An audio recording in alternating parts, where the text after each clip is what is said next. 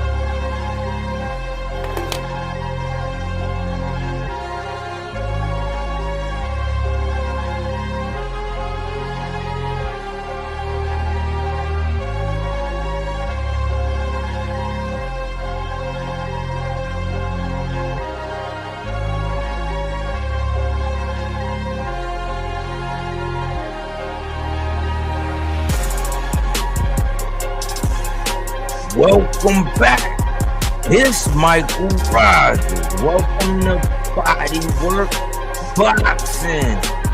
It feels so good to be back. I hope everybody's having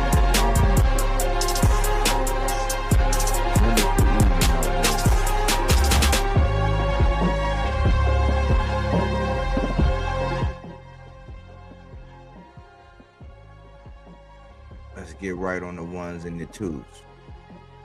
That's what I like to do. And if you're in the building, salute. So all the 300s and all of my troops. But man, we got another value pack nutritional type deal.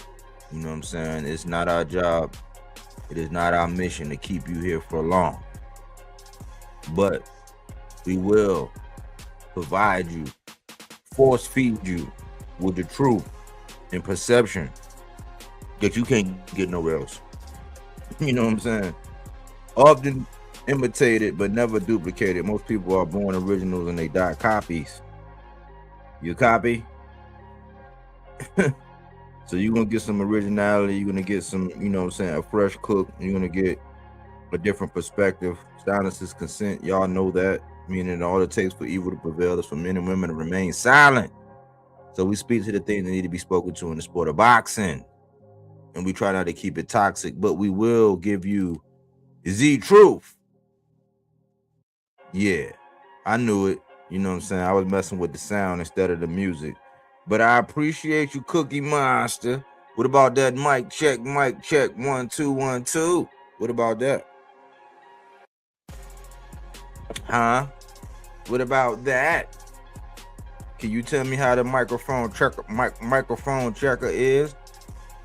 Can you do that for the kid? So we can get down to bed?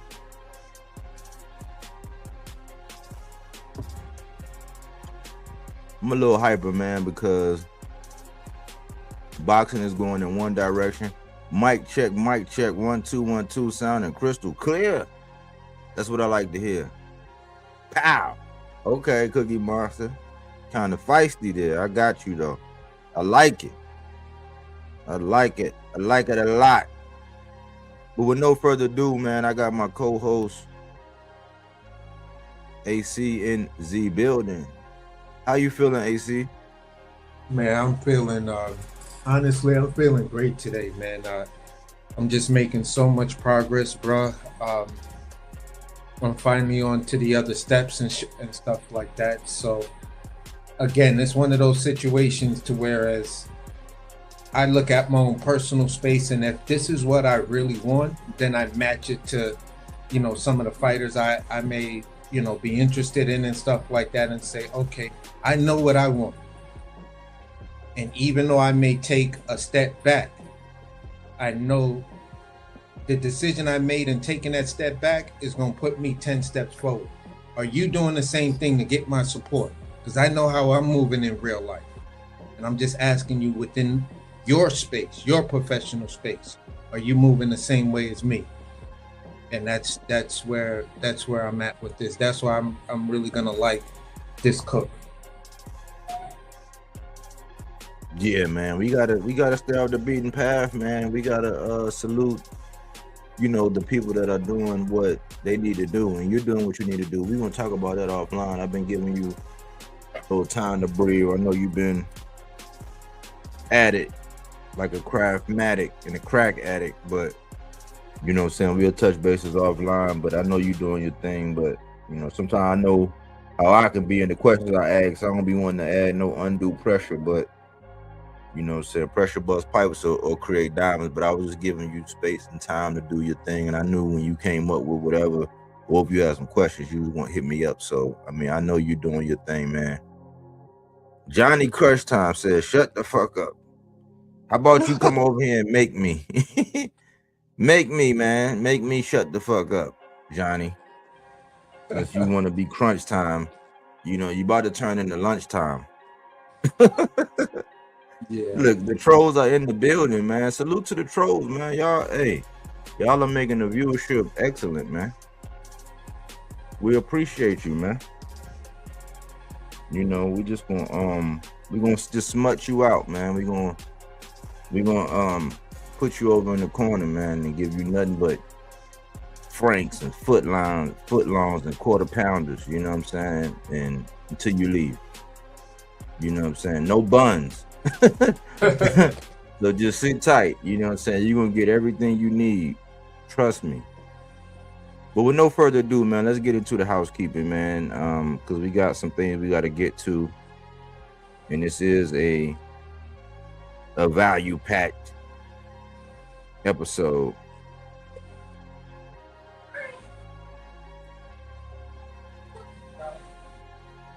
So the housekeeping. Number one, Fernando Vargas might have something special. And I say that because, I was doing my evaluation just like I do all boxers when I evaluate what's going on and what they got going on, right? And Sean Zattel, I'm going to call him the Z-Man. The Z-Man did a video with Fernando Vargas. And I got respect for Fernando Vargas. He was one of the ones that ran towards all of the smoke in his heyday. He happened to have 3 offspring or boys, you know what I'm saying, specific to the boys. I don't know what he has outside of that, but he had the boys and they all boxing. And it's a thin line because I don't want this to sound like, because this can happen. This happened with twins. This happened with the Charlo twins. I imagine it's going to happen with the Grandy twins. It might happen with the Mason brothers. I heard a little bit of it, and you kind of got to touch it. You got to touch and go, because Abdul Raham and then Ibrahim, it was almost like they was giving Ibrahim a little bit more praise than Abdul Raham, and you kind of got to be careful with that. But I like the fact that Sean Zattel pretty much grabbed the bull by the horns, and we know the focus was really with Vargas, Emiliano, El General, the one that everybody's been seeing, and the one that everybody say has the most potential. Now, Armando did, smack Dean the Great, who's the guy that's running around with AB, got AB back on his feet. He's doing a lot of things. Very commendable guy. But I think that when it comes to the boxing world, because of the exposure, and the push and the magnitude of the fights, naturally, Emiliano is the cream that's rising to the top. Now, I'm not saying that because they got their father genes in them. I'm not saying that they won't be disciplined and all that, but like, I've heard interviews with Emiliano where he basically said that he studied Floyd. He He's like, man, I used to watch Floyd, and Floyd would go to the club. He wouldn't drink. He'd be chilling or whatever. Then he'll run home. He'll exercise. He's like, that's what I took away. He's like, what I learned from Floyd was that I'm always prepared. Like, I'm always going to be in shape. Then he got his branding. And for him to be so young, he's on top of that branding.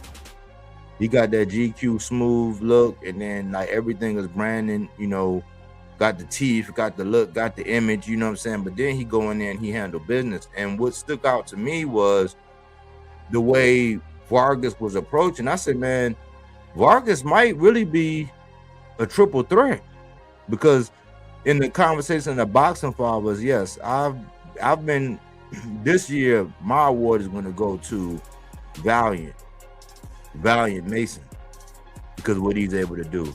And I was saying the other day that the only person that really would have to deal with that is probably somebody like Mr. Gary Russell Jr., who inherited the patriarch because his father passed, R.I.P.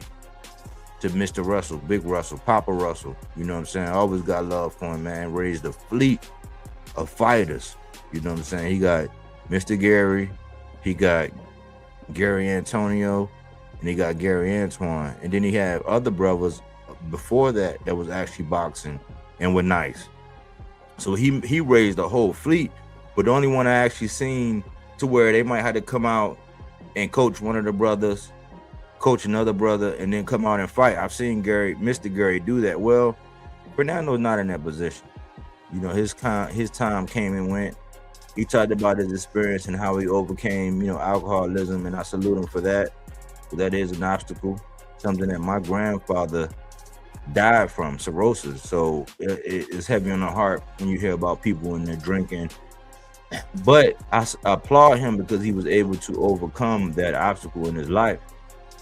But Emiliano emerged, and he's looking like a front runner. And with this latest move, that's what I took away from it. I was like, man, if y'all want to ask who actually stole the show on that card, I would kind of say secretly, like all things, especially since this is a technical boxing channel and like we're looking at, okay, cool, who did what and how and whatever. I would say secretly Emiliano stole that card. Why? Because he came out in southpaw and he dominated his opponent from start to finish. Was it an early stoppage? Yeah, wouldn't argue with you. You know what I'm saying? I'm not gonna bend your fingers back or smack you in the forehead for saying, oh man, you know, yeah, it was an early stoppage. However, Fernando's job was to look at it as a trainer, and this is where it gets hairy, because a lot of these guys say, oh yeah, man, we don't watch film, we don't blah blah blah. But like Fernando, being an ex-boxer, you know, being under the tutelage of the Garcias, along with Mikey and Robert, he was able to look at Bryce Mills' resume and see that the man only fought one southpaw in his career. And he said, yeah, earlier on, he was like, his son came to him, was like, hey, man, he want to try southpaw. He said he didn't shun him and say, no, you're not a southpaw, because I hear that. I even heard coaches that I love, admire, and respect. He's like, if they find a southpaw, they'll convert him over to an orthodox just because they were naturally a southpaw. And I'm like, I don't know about that. You know what I'm saying? Like, but this is the person I'm talking about is a highly respected coach. Like one of my top guys, like to where if I had somebody right now, I'll say, hey man, go get with these two guys. My top guys, like top guys. They said they would convert southpaws over to orthodox. And I'm like, well, he took a different approach with his son. He said, listen, man, if you want to be southpaw, what I'm going to do is we're going to train you in that. And so what he did with Emiliano was he said the whole camp, the whole 8-week camp, he said they trained from start to finish with him being a southpaw. Salute to Honeybee. Appreciate you. He said from start to finish, they trained as southpaw. And he said, do I allow him to do certain things? He's like, yeah. He was like, I allow him to do this. I allow him to do the Philly shell a little bit. He said, but I told him right off the rip when I see him doing it, there's only one Floyd Mayweather. And I'll add a caveat to that. There's really only one James Toney. But as a little man, Floyd took that Philly shell, you know, that James Toney did, and he took it, he owned it, and he developed it just the same way you seen Bam take on the style of Lomachenko and then evolve it and then like make it to where it's mean and pristine. Same thing. Jeez Louise. That's what happened. But I love the fact that he allowed his son to basically do what he needed to do, caution him, warn him, you know what I'm saying, gave him the boundaries of it, but still catered to his eagerness to be able to learn and to evolve. And with him coming out there, he's like, yeah, we knew he never studied or prepared for that. And it worked. You know, granted, short stoppage and all, but it was pretty much, it was the beginning of the end at that point. Well, more than the beginning of the end, but it was going to end brutally, even more brutally. So maybe the ref, just like in the main event with Bell, maybe the ref saved some more damage. That was the point I said, man, maybe because in the main event, Bell's nose was broken. You know what I'm saying? He could have had a cracked rib. Like, he could have really got more damage. But, you know, granted, early stoppages and all. But I applaud Fernando. And I say that, yeah, he might have something special. I have been looking at it. And for some reason, man, I don't know why. Well, I know why. Because I really want, ultimately, I want Abdullah to go ahead and move to 40 now. You know what I'm saying? I don't think he need to waste no more time. He don't need to wait around, play the politic game, or let these people play games with him. Go ahead and let him rehydrate and, you know, come in a little bit more comfortable. Don't have to, like, you know, reduce himself down as much. But for some reason, I believe Emiliano and Abdullah Mason are on a crash collision. We could very much, if they keep going on the path, you know, I think they're being a little bit more protective of Emiliano, and I don't know if that's like business purposes or what. I don't know what that is, but I don't disagree, because it's like, I don't want to see Abdullah Mason. Yeah, he's a champion. Yes, I want to see him in the big fights. I want to see him match tough. Like, I don't want no drop off in the competition. I don't want him taking a step back. But at the same time, it seems like there's more care or more caressing of Emiliano moving forward, because they wanted Kambosos. It's like, would anybody want to see Kambosos and Abdullah right now? They'll probably say, hell nah, man, Abdullah need to blah, blah, blah. But with Emiliano saying that it's a former champ and all this and all that, like, but with Cordina, and Abdullah, we are accepting of that. So it's like, but I tend to think that, because I don't really see Emiliano going to 147 right now. And when I put Emiliano up to the litmus test, when I said, okay, well, if he ready, give him a Subriel Matias. That'd be good for Subriel Matias too. But give him a Subriel, especially coming off of a knockout. But like, give him a Subriel Matias. If you want a former champ, give him a Subriel Matias and tell him. If you saying no, we'll give him a Sandor Martin. If you say no, we'll give him, I would have said Alberto Puello, but Alberto Puello is getting ready to go ahead and get Dalton Smith. I would say Tito Mercado, but then you'll be trying to say, oh, you trying to get him beat.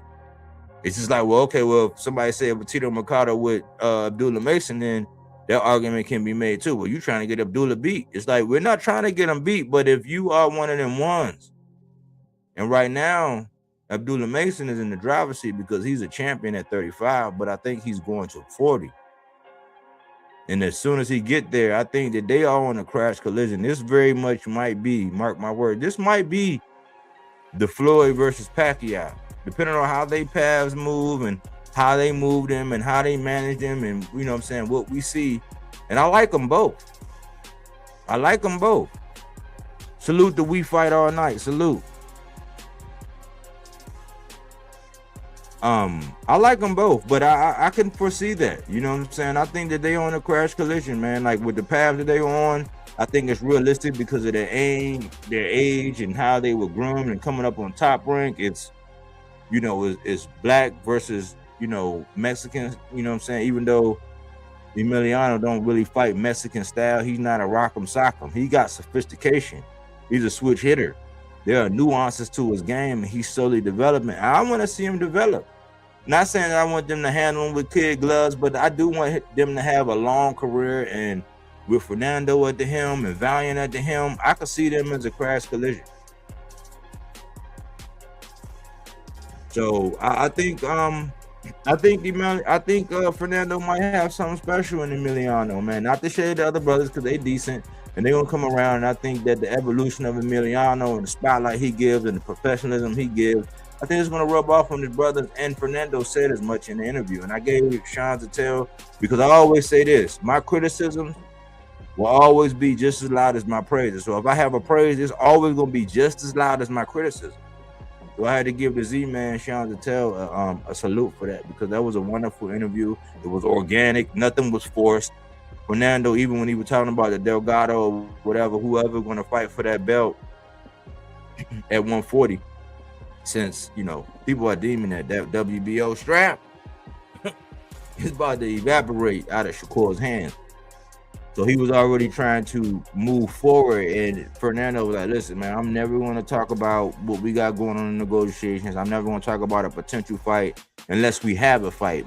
Basically meaning that once it's booked, I'll talk about it. And I love that approach. It's going to save Emiliano from doing all of the Twitter stuff and all of the back and forths and all of the wars and speculation. Yeah, he could jaw jack because one time it was like the Vargas Bros versus DB3. And then looking at it, it's like it's two very known stars. You got Keyshawn and you got Emiliano, but were they ready to fight each other? No. As far as the brothers, they got a set of skills. You know what I'm saying? We be thinking that Keon probably got a lot of set of skills with his frame and all that, but is he fighting in his right weight class? Is he being procured, manicured? Like, what path is he on? We really don't know.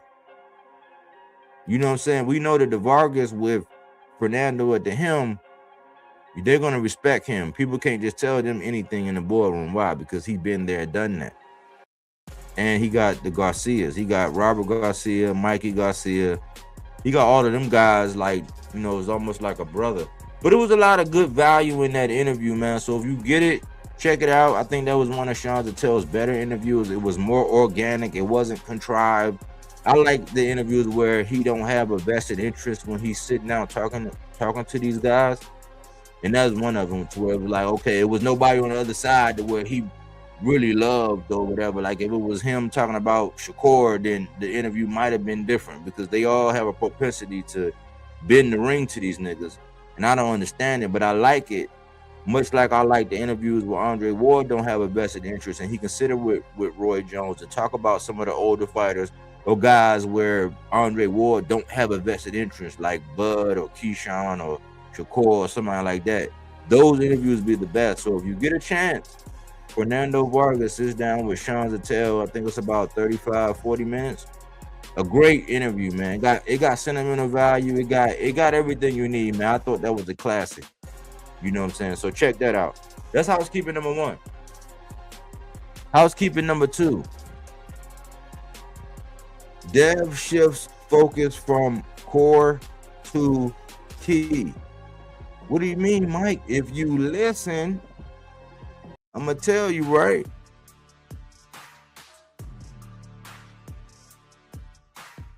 We were waiting to see what was going to happen with the news about Shakur signing over there to Zuffa and all of that. We was waiting to see what would actually happen, and we still have our qualms about it, because Shakur keeps saying, I want these big fights. And I'm like, well, we got to qualify what big fights are. Big fights can't be big fights just because you say it's a big fight or you say it's not a big fight. It comes down to consumer demand. What are most of the consumers demanding? Because I always said when it came down to Shakur here recently, I can name more people that he won't fight than in which he will. And that's a problem. Wouldn't you say? I mean, I would say, hey, that's a problem. I can name more people that you won't fight, that you discount, dismiss, or whatever, but there's a real market. I know we did a poll. I think we had like 100. I think we might have had like 100 votes or something like that. It was overwhelming that people wanted to see him fight Oshaki.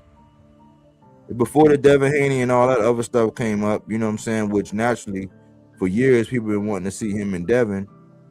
But with him being over there with Zuffa and then, the parameters of Zuffa and people having belts and all that, and then Shakur actually campaigning for this man to actually drop his strap. I'm like, man, how whack is that? let me not get into the meat and potatoes, but I am touching on it. I'm infringing on it. But Devin Haney shifts focus to Keyshawn. Devin Haney may have identified his next opponent after Team Haney appeared to reach an impasse with Shakur.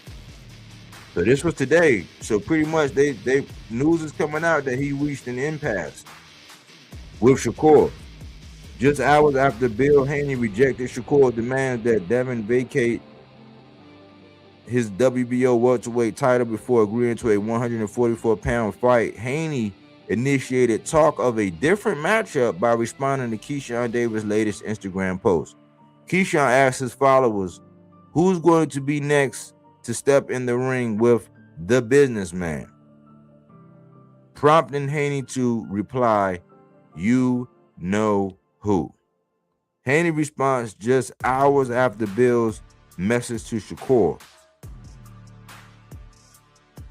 Earlier Tuesday, Bill Haney posted on X that Team Haney had no intention of meeting Shakur's condition to vacate the WBO belt before negotiating a catchweight fight. Devin Haney doesn't need to drop anything first. Sign the 144-pound bout agreement or DHP moves on. That's what Bill was saying on X. That message came after weeks of public back and forth between two camps. Shakur has repeatedly insisted Haney give up the WBO welterweight title before he'll agree to meet at 144 pounds, arguing the move would clear the way for Keyshawn Davis to fight for the vacant belt. Instead of signaling any willingness to do that, Team Haney appears to be looking in another direction. The exchange wasn't out of the blue. Bill Haney has been identifying Keyshawn as a future opponent for Devin since 2025. A fight between Haney and Keyshawn would also resolve the WBO mandatory situation without requiring Haney to surrender his title. The exchange has yet to develop in the form of negotiations, which I don't know how. I really don't know how. But Tuesday's social media activity suggests Team Haney is no longer waiting on Shakur and has begun turning its attention towards Keyshawn Davis. Now, this is one of the things, right, when it comes down to me and Devin, man. I have respect for Devin in certain aspects. Like when it comes to him and Tank, I have no respect. And I have my reasons. But when it comes to things that he done, like the win against Brian Norman and all that, I have respect for him for what he was able to do, right? Like just knowing that he told, like he basically said, fuck you to Shakur. They saying, fuck you, man. I'm not dropping no strap just to whatever. Like, who are you? The same way he was like, well, who are you to dictate that I fight you at 144? He's like, well, who are you to tell me to fucking drop a belt now? After your whole claim to fame was your accolades, bro. I went up there and took out the most dangerous man at 147, whether it was ugly, whatever. I got a drop, I got a knockdown. Yeah, I might have held for dear life. He clinched me, I was clinching him. It was a hug fest in that motherfucker after the second round. You know what I'm saying? But like, hey, we got to give some blame to Devin. We got to give some blame to Brian Norman, which is my guy. I still support that man to this day. I'm just waiting on an announcement. I wanted to see him fight against Keyshawn, but I'll digress on that. But what I will say is, man, I will develop even more respect for Devin, because not aside from let's compartmentalize the dealings that he had with Tank. Let's just compartmentalize that, right? Let's look at this shit on a case by case basis. Let's compartmentalize him and Shakur. The next best thing is him and Keyshawn, which is the young up-and-coming guy. Still fairly unproven in my opinion. I think he gets a lot of benefit of the doubt for fighting smaller guys. I think people think that his power is more than what it is. I think they think that his chin is better than what it is. But one thing I can say about Keyshawn, he know that shit. He gonna swing. That nigga's gonna swing on you. And so for me, I think Devin Haney wins by having a more entertaining fight. Yeah, people want to know the results between him and Shakur, but like people don't really want to pay money for that. I think that if that shit was held and you could say, all right, well look, they're gonna fight and then we're gonna show it to you an hour later, just buy it, and then you can put it on, you can put it on 2 times or 3 times or 4 times the speed, and you can speed watch that shit. I think people would like that. That's just me though. So instead of watching in 36 minutes, man, you could probably watch it in about 12 minutes and see what happens. I think people would speed watch that shit and be A-okay with paying a couple of paying $20 speed watching for 12 minutes and then okay, we see the results because it ain't gonna be nothing now. With that shit that's gonna happen with him and Keyshawn, if this go down, you're gonna want to watch this. Why? Because it's inexperienced or unprepared. I think that Keyshawn is for Devin, right? I do think that he does have the benefit of seeing the mistakes of Brian Norman, right? Watching film, having a team to kind of say, okay, look at these tendons. This is how he did with Brian Norman, and he knows that Brian Norman is a power puncher, and this is how we did it. Even though Devin might not do that, Devin might take on the more, he might take on the approach of what he did with Jose Ramirez, forcing Keyshawn to cut the ring. But there are a lot more unknowns in this than a joust fest. Like what was going to happen between him and Devin Haney. I poked you in your belly button. I tapped you in your earlobe. I poked you in your forehead. Like, no. If Keyshawn gets in reach, he's going to try to touch that chin. And I think he knows that the only way really to beat Devin is to put hands on his ass. I think on the inside, Keyshawn is willing to work. He does great body work, but Devin will surprise you with his body work. Devin will surprise you with his body work. That's what I was saying between him and Richardson Hitchens. I say Richardson Hitchens is a more polished boxer. He's more athletic. He's more balanced. You know what I'm saying? He's not as clumsy as Devin, but Devin does do more body work. You know what I'm saying? But I always say him and Richardson Hitchens were like two sides of the same coin. And so the inside work, that's a puzzle because Keyshawn, he won't clinch, but there are some times where he'll find himself where if you can clinch him, he'll be trying to punch, but he don't really beat the clinch like that. And Devin knows he's going to have to. It's a lot more unanswered in the Keyshawn versus Devin, which makes that a better fight. Why? Because we know at the end of the day, Keyshawn is going to try to tap that chin. He's not going to go in there and try to fence and try to, rest back and, you missed up. Oh, yep, I made you miss. Oh, I made you pay. No, Keyshawn's going in there trying to like, look, I'm going to try to fuck you up. I know that I'm going to try. Whether he can cut the ring off, we don't know. We don't know. But I would be proud of Devin Haney if he said, you know what, fuck Shakur and that bullshit he doing. You moving like a pussy. Yeah, I said it. You moving like a bitch. You went over there when everybody was on the zone, when everybody can party hardy. You went over there to a motherfucking island and you was a pawn in their game. And all they really trying to do, this wasn't about Shakur and Devin. This wasn't about Shakur and Tank. This was about them manipulating the board and manipulating the pieces to prevent big fights from happening because they did the same shit with Jal Pataya. So this is not me being a tankomaniac. This is not me being Team Benny. This is me looking at the bigger picture and saying, nah, man, Zuffa, y'all lost. Because there's more niggas that Shakur won't fight than he will. But he said he could make any fight. And here he is. This fight ain't go down. Devin turned down a Tank fight. We compartmentalize that. We compartmentalize him and Shakur. If that is bygones be bygones, I will be happy that him and Keyshawn is going to get it on. Why? It will prove the section about him. Because a lot of people, it's odd because a lot of people are saying, oh man, Tank, he ducked his mandatory in Schofield. And Schofield was having all kind of stupid ass, dumbass demands, and he pulled out 3 times, and he ducked Abdullah Mason for $1 million. Now the thing, Schofield, I like the young man, but I'm starting to think they pussy too. They are a game. They're a gimmick in the sport of boxing. But it's crazy how a lot of people would say that Tank was ducking his mandatory, right? But then they was going to approve this if Devin dropped that belt and went over there to pursue Shakur. They was going to advocate for that, and they wasn't going to say that he ducked his mandatory. I'm like I said the other day, it's in that book that everybody read, the most popular selling book. They say that God is not a respecter of persons. I know that there's a lot of boxing fans that either buy, meaning they want it both ways. Right? So if your fighter, if you can claim that this fighter was ducking this fighter all the time, and then when that fighter send that fighter an offer and he say no, they still want to have it to where either way, this one fighter over here was ducking. It's like, okay, well, if he was ducking early, up until the point when he sent the offer and your guy said no, then at that point, your guy is ducking. Well, if this guy over here said no to his mandatory and he was a duck, if this guy dropped a whole fucking belt the way he did when he was down at 35, when Shakur did that shit where he recorded Bill and was like, oh man, if it ever get hot at 35, we going to 40, bro. And he actually dropped that strap. That was the vacant strap that Shakur and De Los Santos fought for when they set an anomaly, a record low, about 3 weeks to a month later than when Regis Programs and Willa set that anomaly of a record low. They broke that record, but Regis didn't look good. But guess what Devin did? He dropped that strap and moved up, put Regis on a one-way rehydration clause and fought for a strap. We shut the fuck up because we can't say nothing when you're going for another strap, but like, you did this already, bro.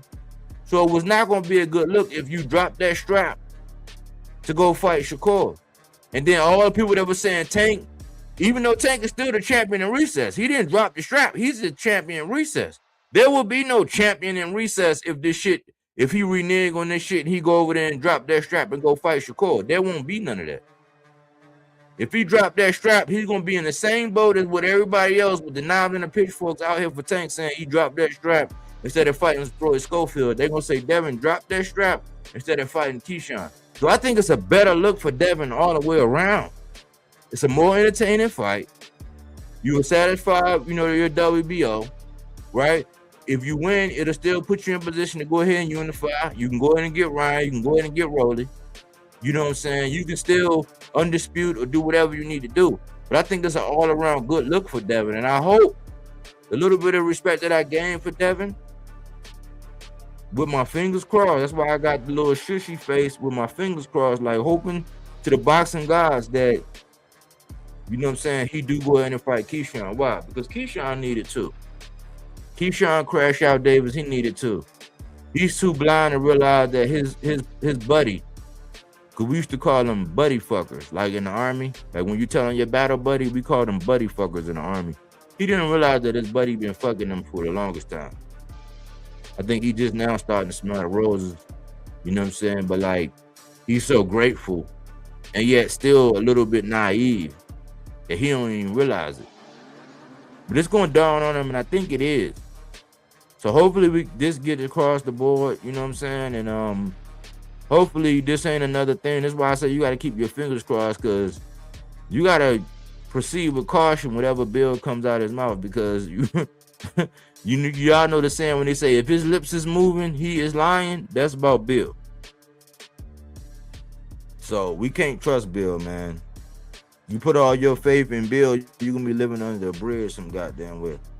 You know what I'm saying? So we just gotta hope and pray to the boxing gods that they have truly moved on for Shakur. They're taking a mature approach, and they're gonna do what they need to do to get this fight across with Keyshawn.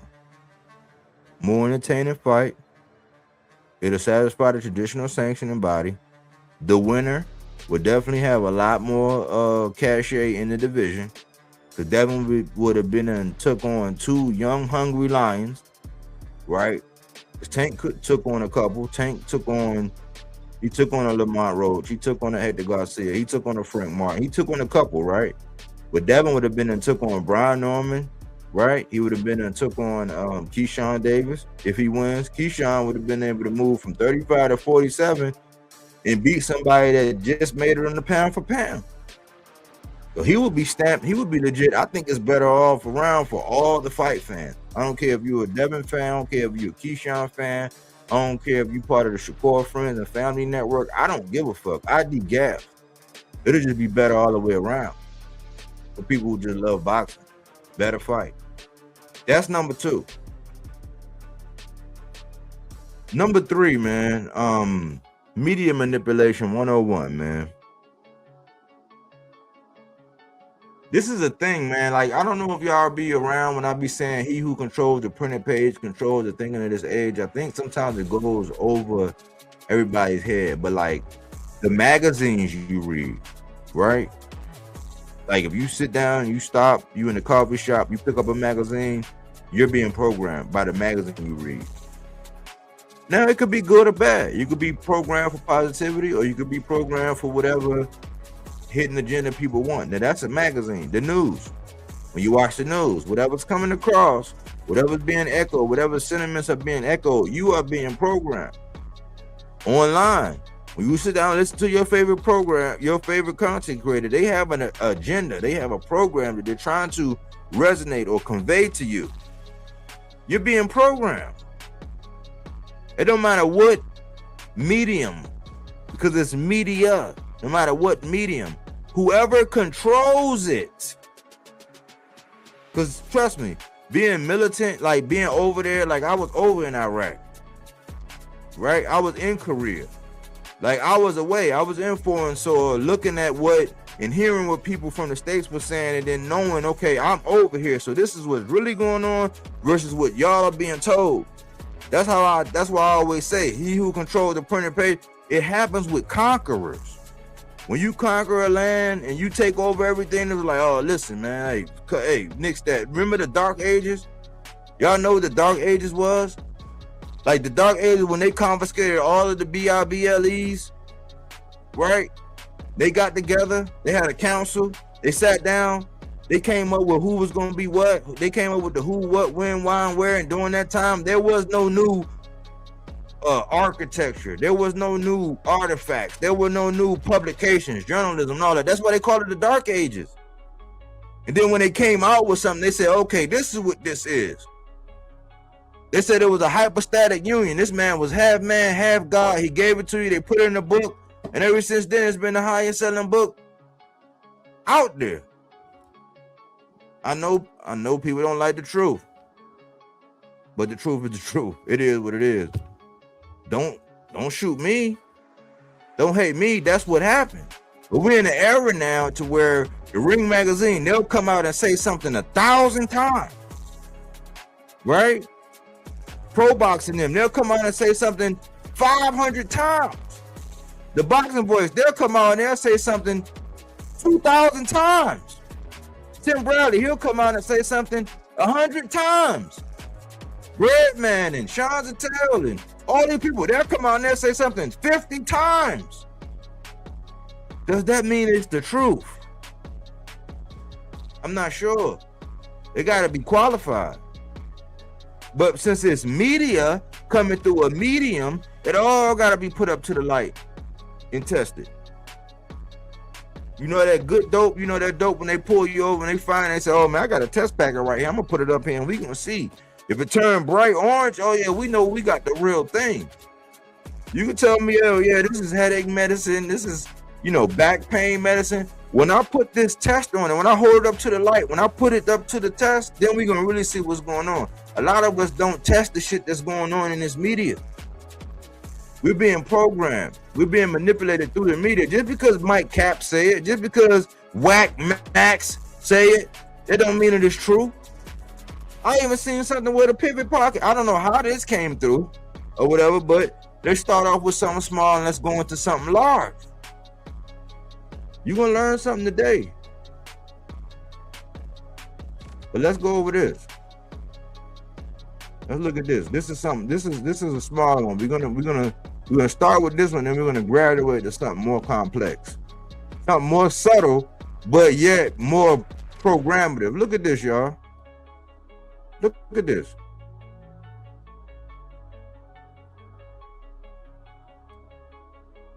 Look at this. We talking about media manipulation, and the Pivot is one of my favorite podcasts. But look at this.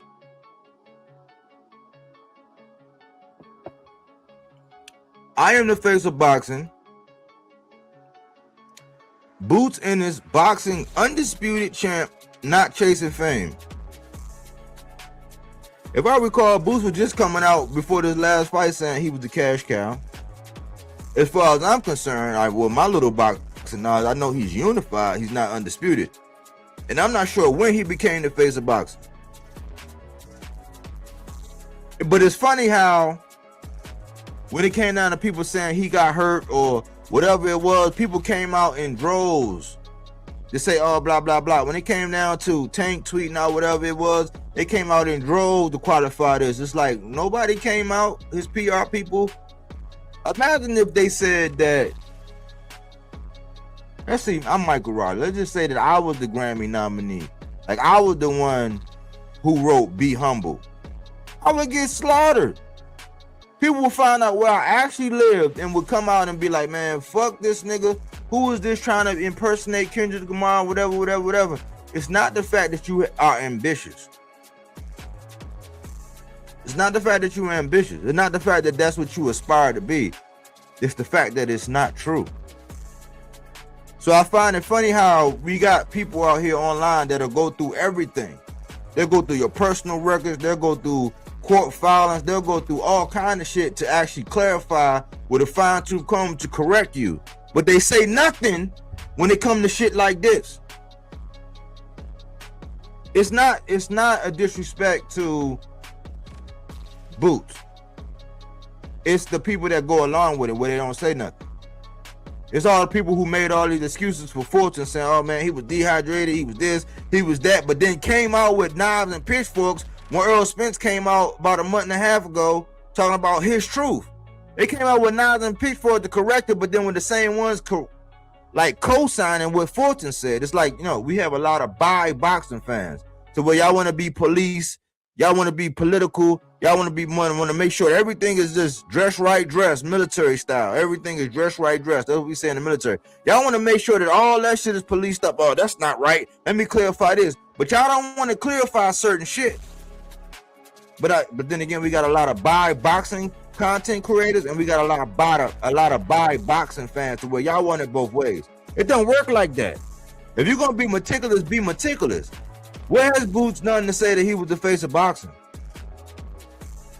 Aspiring to be? Because if Abdullah Mason said, yeah, I'm the face of boxing, as humble as that man is, and the way he approached it, there would be people out in droves shutting that shit down. But because we're thirsty, we want a star. We want it to be so, and he's on his way. He has the promise. But that's not true. It's also not true that he's undisputed either. He's unified.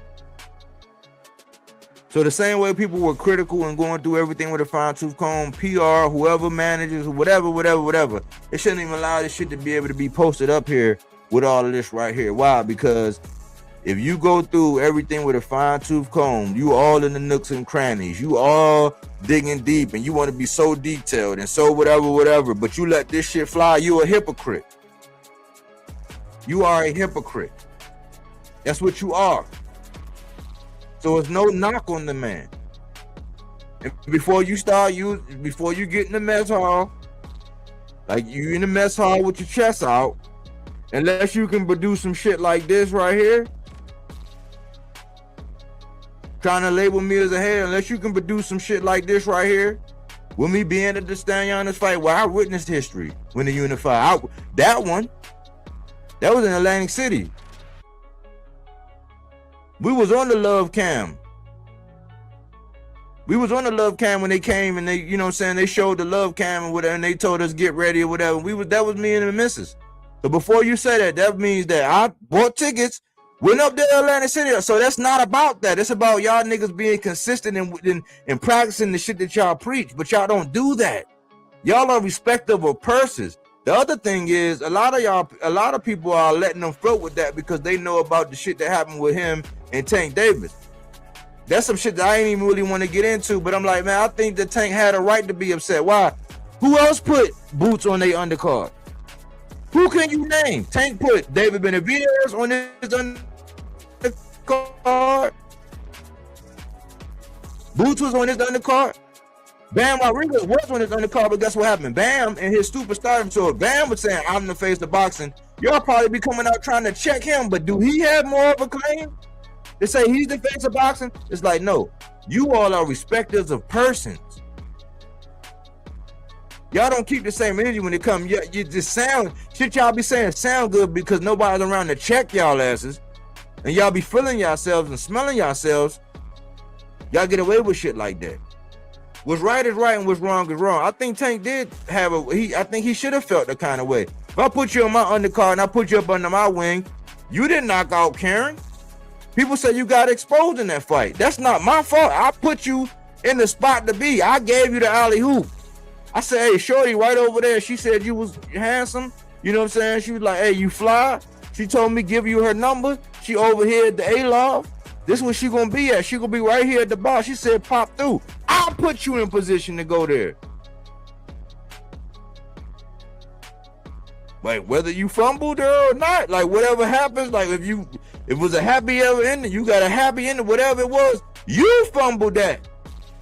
Especially in this era where Tank don't have not one ally in this business right now. You got people pointing fingers at his coaches. You got everybody in the media pointing fingers at him. Anybody that he even cared for, whatever. You got AB doing the crazy, stupid shit that he was doing with Tank. Being all friendly with the ops and saying I love you and all this, whatever. But Tank ain't got a right to feel no kind of emotion. He ain't got a right to feel no kind of way. Y'all gotta stop that shit. That's not real life. Because if I come out here just like what I'm doing right now, when I step on a lot of niggas' toes, I'll come out and say some shit like this right now, right? Go over to another channel that been fucking with me, and guess what they do? They read the comment above me, the comment below me, and all that. Why? Because of some shit I said over here. Y'all niggas are hypocrites. If we gonna go through shit with a fine-tooth comb, we cannot be manipulated by the media in no sense, especially if you one of them fine-tooth comb type niggas. Well, you like to get all up in the nooks and crannies. You like every single solitary detail. You the type of niggas that when people really going to the movies, they be there 15 minutes before the previews start. With popcorn and Twizzlers and the Coke. Chocolate covered almonds, y'all type niggas. But y'all just let some shit float. No, you are a hypocrite, bro. So either relax, do your job at all times, or relax. That's the small one. Let's get into something that's more critical. Something that means a little bit more to the sport than just somebody mislabeling a video and mistitling and letting somebody run with some shit that's not true. Let's move on from that. Let's move on to some verbiage. Let's have some class.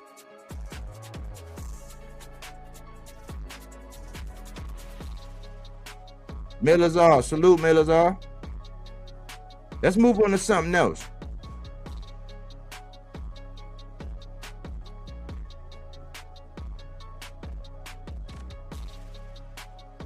Remember, I told y'all this is something I'm doing, and this is something I started doing when I said, you know what, somebody got to combat this. Because it started when I said something about the PBC needing to address the elephant in the room and them needing a hub to just back their fighters and the people that they represent, right?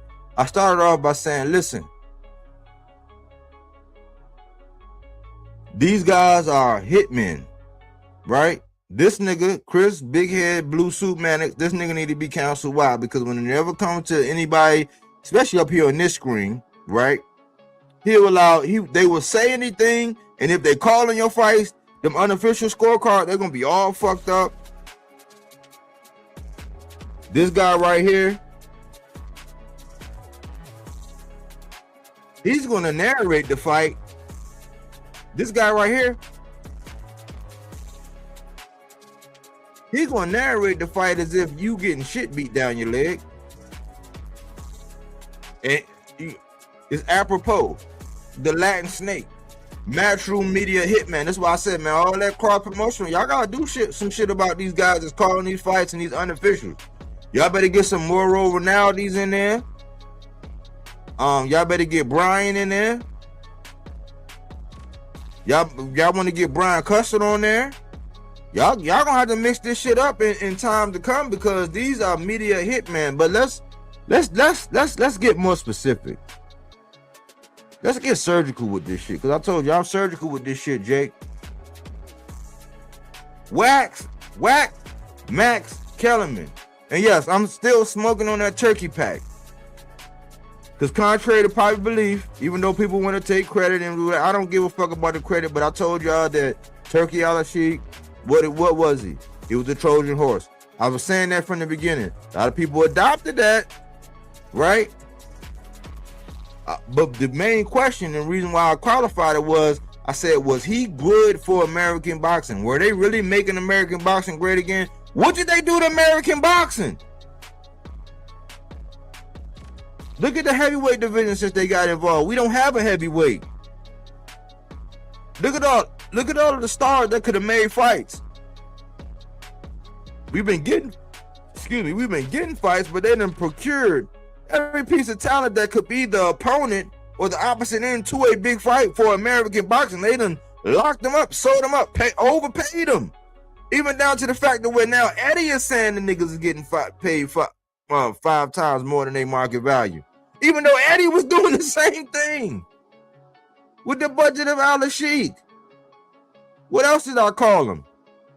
And I don't get no credit for. Who was Sugar Daddy Sheik? That's all he was. I'm like, hey, at some point in time, man, you ain't gonna be able to just kiss your sugar daddy on the cheek, man. On the cheek, man.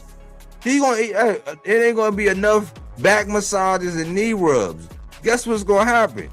Just like Earthquake said.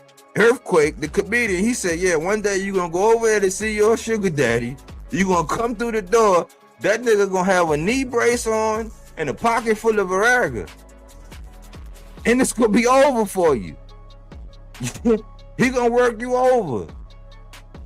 You know what I'm saying? He gonna rake you over the coals. He gonna do you something bad. And guess where we at? This is where we at.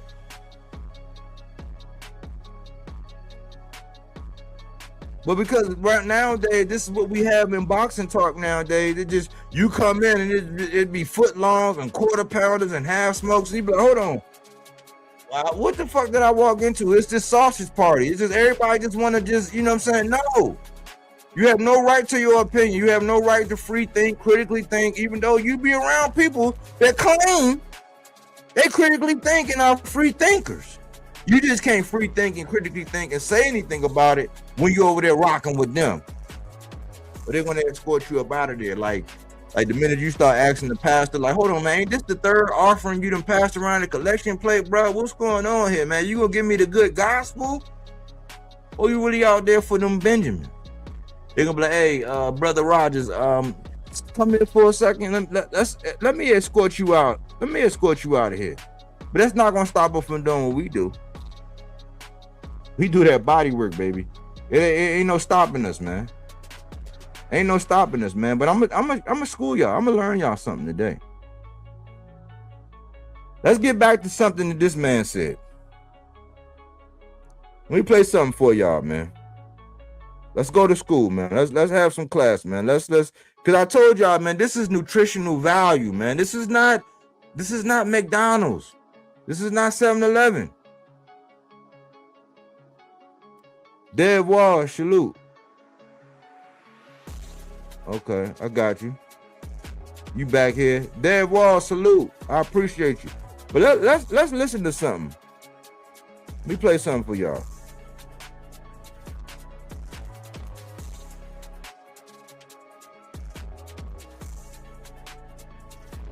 Listen to this, y'all. Oh, hold on. Hold on. My bad. Listen. Let me take it back. Listen, y'all, listen. Do you think that he is, or rephrase, what kind of a choice as an opponent do you think Rolly is for Teal's welterweight debut? I'll give you my impression, I'll answer. So my impression is Teal is at a certain level. A fight after Shakur can't just be a guy that no one's heard of. Mm-hmm. And I think there is a sense that of the bigger names in boxing right now, especially a guy who may have something that he wants, including a sanctioning body belt, which is a fractional title, really. Oh, what did he call it? I want y'all listen to this, y'all. They getting real creative with the shit that they be saying, y'all. And this is where y'all gonna learn something today, goddammit. Listen. That of the bigger names in boxing right now, especially a guy who may have something that he wants, including a sanctioning body belt, which is a fractional title, really. A WBA belt. It's not a secondary belt. It's not the shit that y'all like flambéed and roasted, even though he was going up against all the disadvantages in the world going against Mario Barrios when it was a secondary title. This is a legit championship, y'all. A legit championship. What did he call it? This is why I said they be having notes, and this is a hit piece. Why? Because they came out and they said Rolly ducked Devin, or the money wasn't right. Devin came out and said the money was right, and then ultimately said the money wasn't good, and there was no guarantees, and that Shell Up Promotional Company got their ass kicked in, and they got exposed along with other things, and that fight didn't go on. Then he ducked another nigga from PBC, which we parking lot of that. We compartmentalized that. But this is what they do. So in a fight where PBC got something going on in Rolly, right? T.O. he getting back on, and I don't really care for T.O. right now. He got to show improve, because he's on a roller coaster as always. Because Shakur got overblown for the win over T.O., right? And then T.O., I don't know. They act like he was the best thing since sliced bread, but the same thing Shakur said was like he had already lost. He's getting back on track. They're trying to say he's weight drained. He was weight drained, and he was long in the tooth for the division, and all this bullshit. They coming out in hindsight trying to church it up. I don't buy none of that shit. Jay Prince went over to that man's house. They had a sit down meeting or whatever, and that nigga got told the same shit that Caleb Plant got told when he was going up against Canelo Alvarez.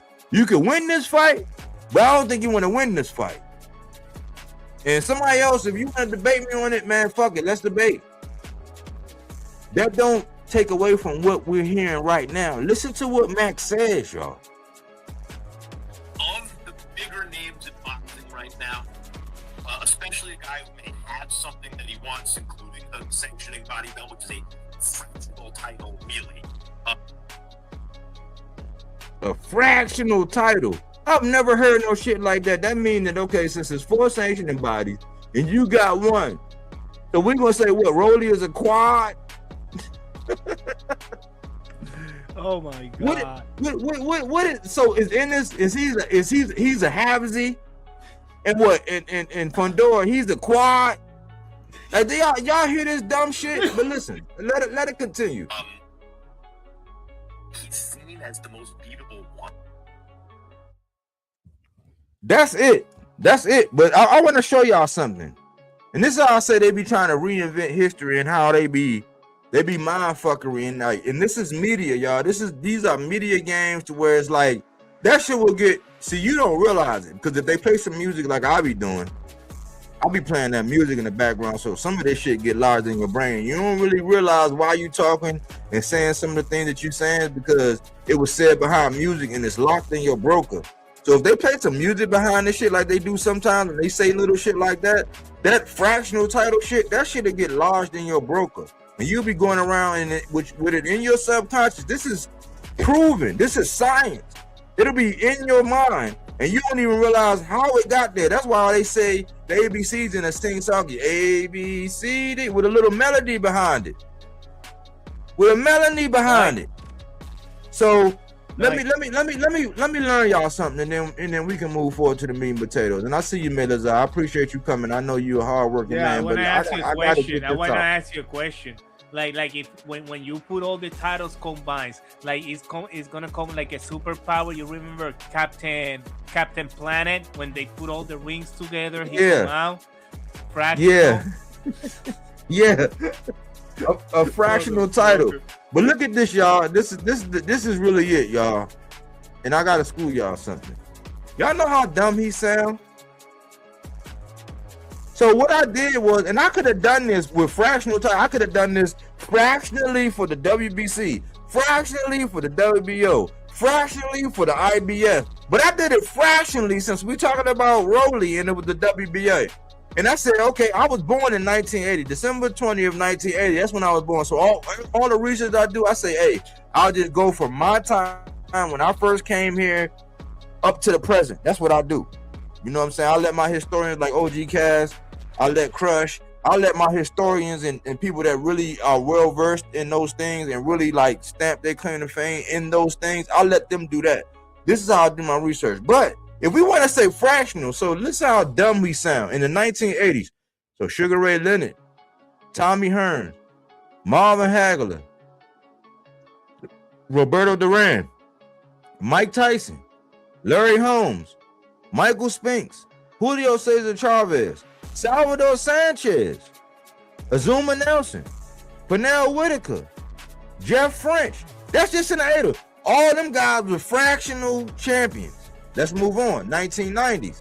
Evander Holyfield, Felix Trinidad, Oscar De La Hoya, Roy Jones, James Toney. Hey, 3 days ago, James Toney started following your boy. Hey, salute to your boy Bodywork. James Toney started following your boy on Instagram 3 days ago. The great James Toney. Lights Out Tony. Marco Antonio Barrera. Eric Morales. Nassim Hamed. Costa Zoo. Ricardo Lopez. That's just in the 90s. All these fractional champions. The 2000s. Manny Pacquiao. Floyd Mayweather. Bernard Hopkins. Joe Calzaghe. Vladimir Klitschko. Vitaly Klitschko. Juan Manuel Marquez. Miguel Cotto. Shane Mosley. Chris John. In the 2000s. Fractional champions. 2010s to present. Canelo Alvarez.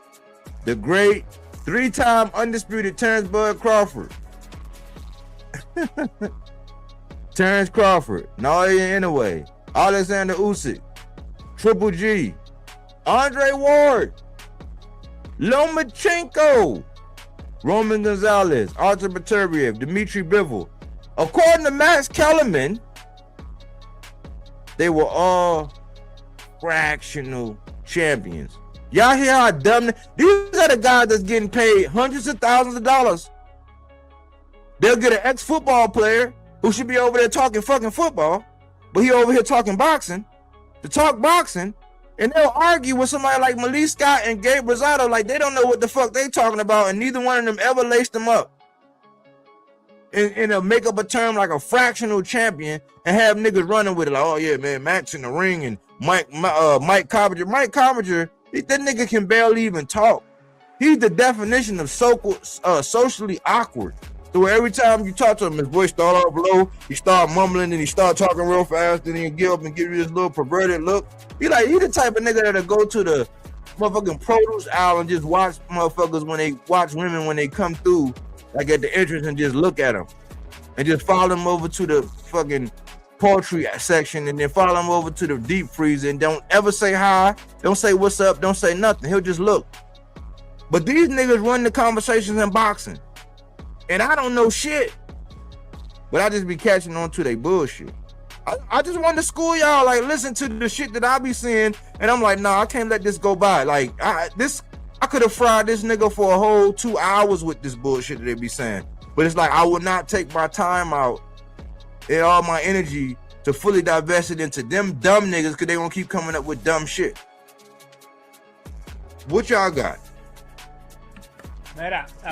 What's up, AC? What's up, Rollers? What's up, everybody? What's happening?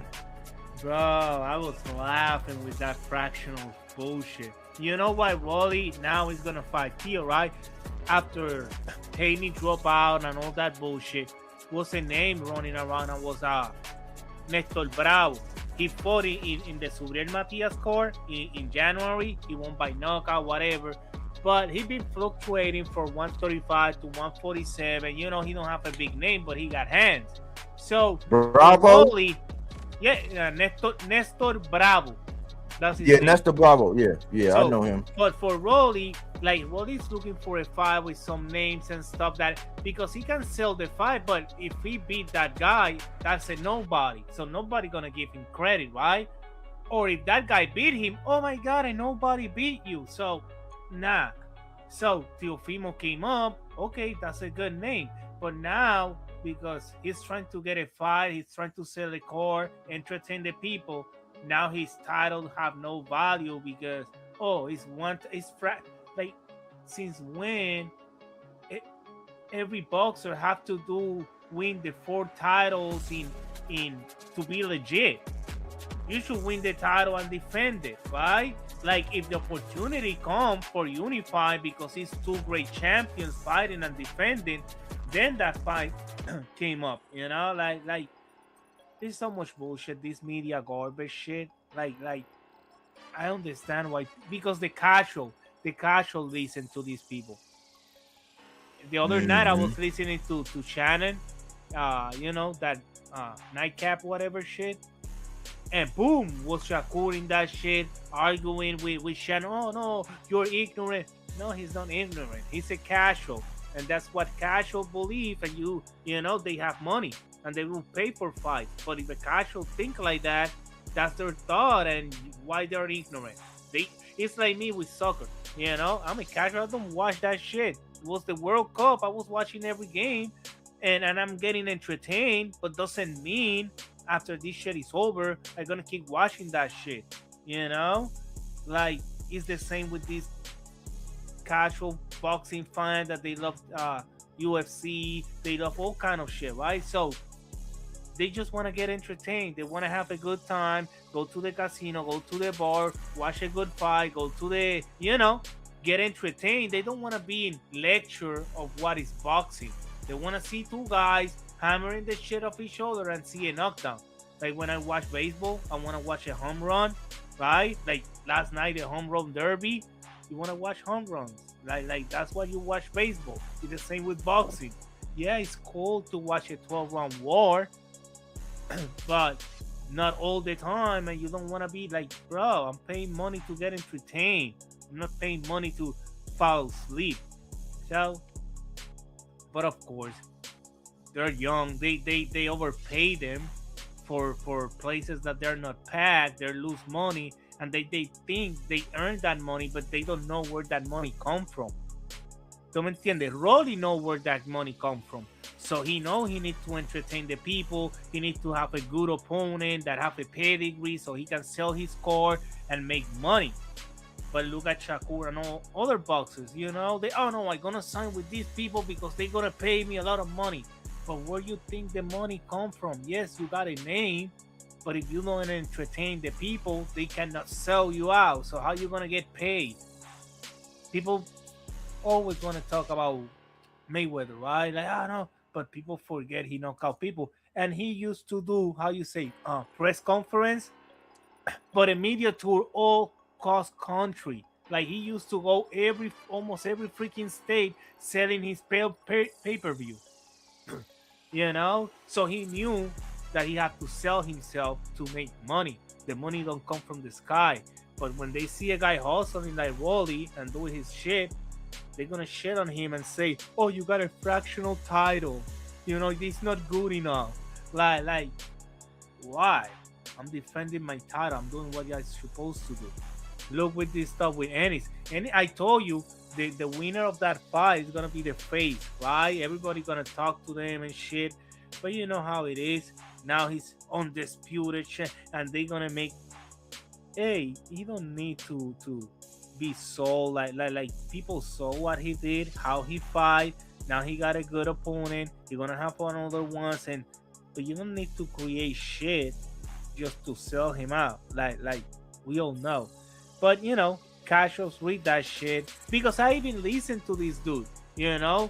I told you, I know it's way too much information out there. I watch some podcast here, podcast there, get the information here, there, and know what's going on. But I watch the fights. But it's a lot of casuals that go to these channels because they think that is where the real news is coming from. And whatever they say is the truth. And they go and copy paste everywhere else. Oh no, now I bet, give it a week. He's a fractional title, he's a fractional champion. Like we're playing Transform. What is these cartoons? I forgot. Yeah, it was another one that you put all together. Some Voltron. Yeah, Voltron. yeah, Voltron. Yeah, that shit. Yes. Like what the fuck? Yes, if these other people holding titles and they're good champion and make a fight between those two, yes, it's gonna make a lot of money and people want to watch it. But just holding 4 belts, just like and it's not that easy like people think, because every have to work together. The promoters, the fighters, who is the opponent. It's a bunch of bullshit. That's the reason we got 4 titles, because it's for all over the world. Sometimes they're in Australia, sometimes they're in Russia, sometimes they're in the United States, sometimes in South America. I don't know where the champion is. So but that's me. Yeah. My bad. So one of the things that you said, you touched on that Shannon Sharp, but I was going to ask you, what was the difference between what Shannon Sharp was saying and then your sentiments? Like whenever we used to talk about Richardson Hitchens, you used to always tell me, man, I know that's your guy, but I don't give a fuck about Hitchens. Like nobody want to see that. You know what I'm saying? It's the and you, I would deem you as a hardcore. Like you probably a casual to a certain extent, as far as like you might not have the time, but like as far as your philosophies and you following boxing, you a real hardcore. So like what's the difference between what Shannon was telling Shakur versus what you were saying about Richardson Hitchens? Because Shannon, it's not like us that we are always studying every boxers. I know all these names and stuff. Shannon is more like he's the fan that he knows these couple names, and he just go like he don't watch UFC. He don't know all the name of the UFC fighter.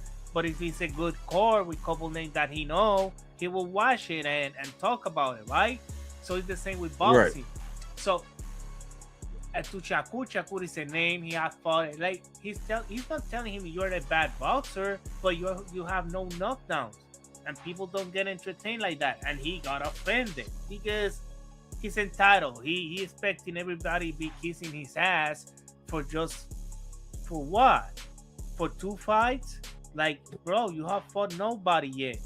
And yes, you're not that entertaining. You're starting to be a little bit entertaining, but it's not something that I'm gonna stop, I don't know, hanging out with a girl and going to a restaurant to stop and watch your fight.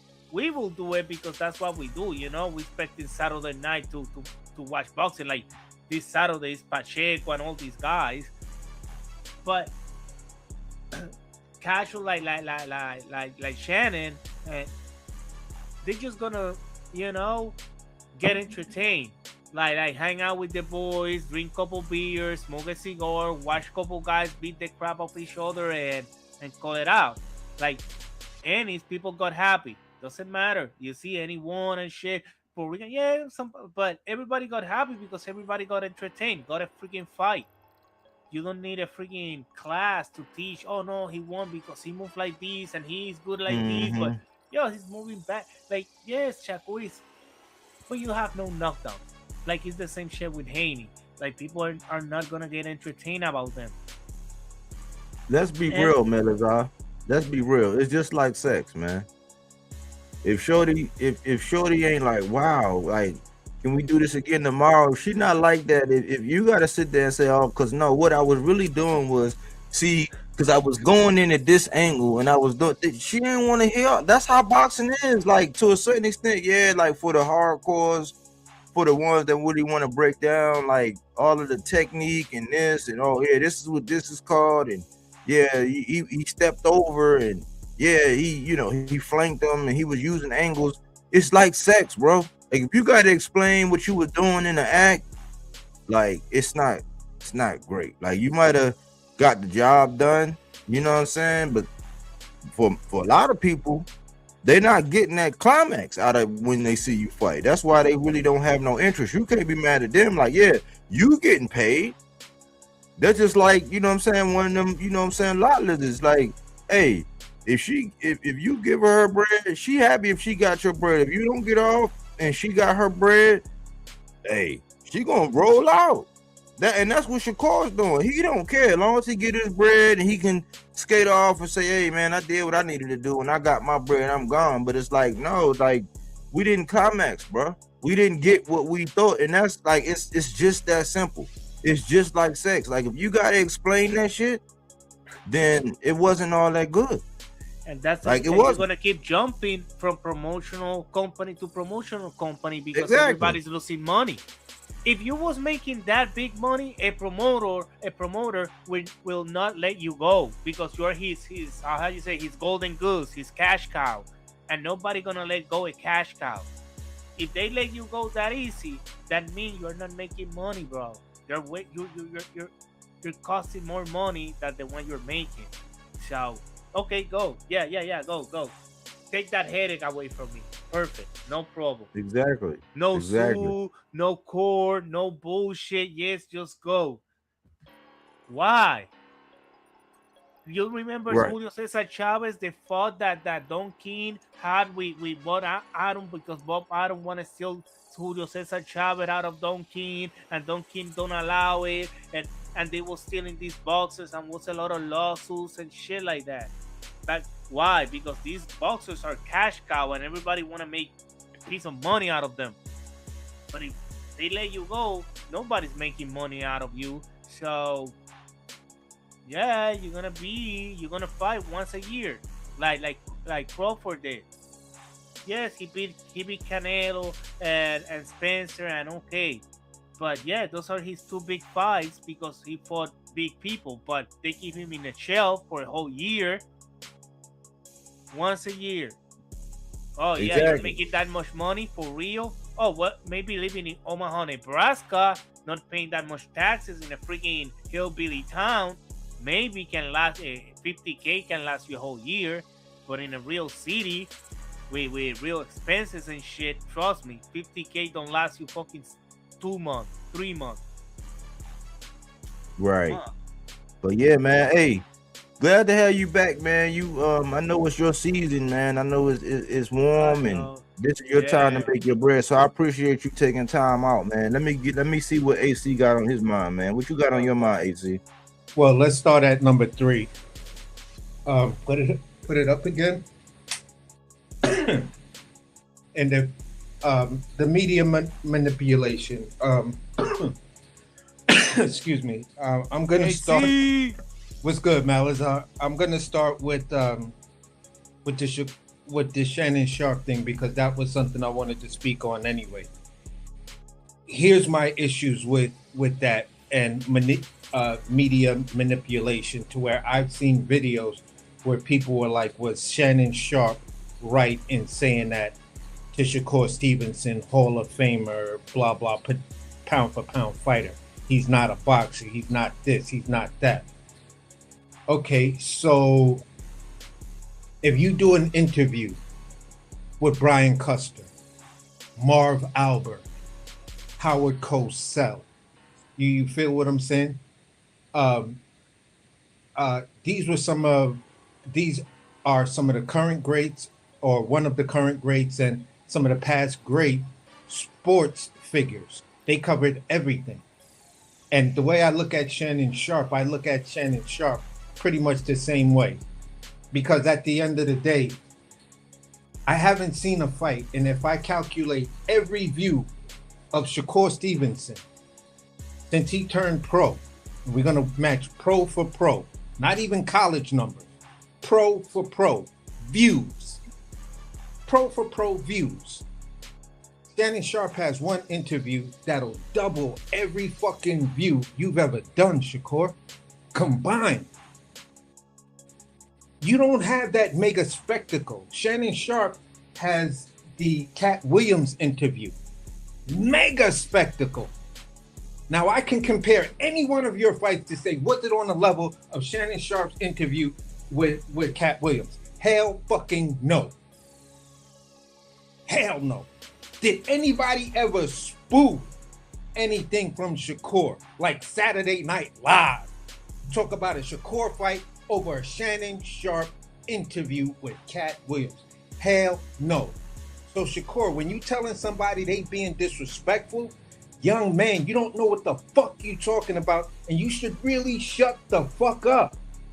Because that man right there has broke the internet. Nothing you've ever done in your fucking career with your crying, whining, and everything has never broken the internet. And that's the reality, Shakur.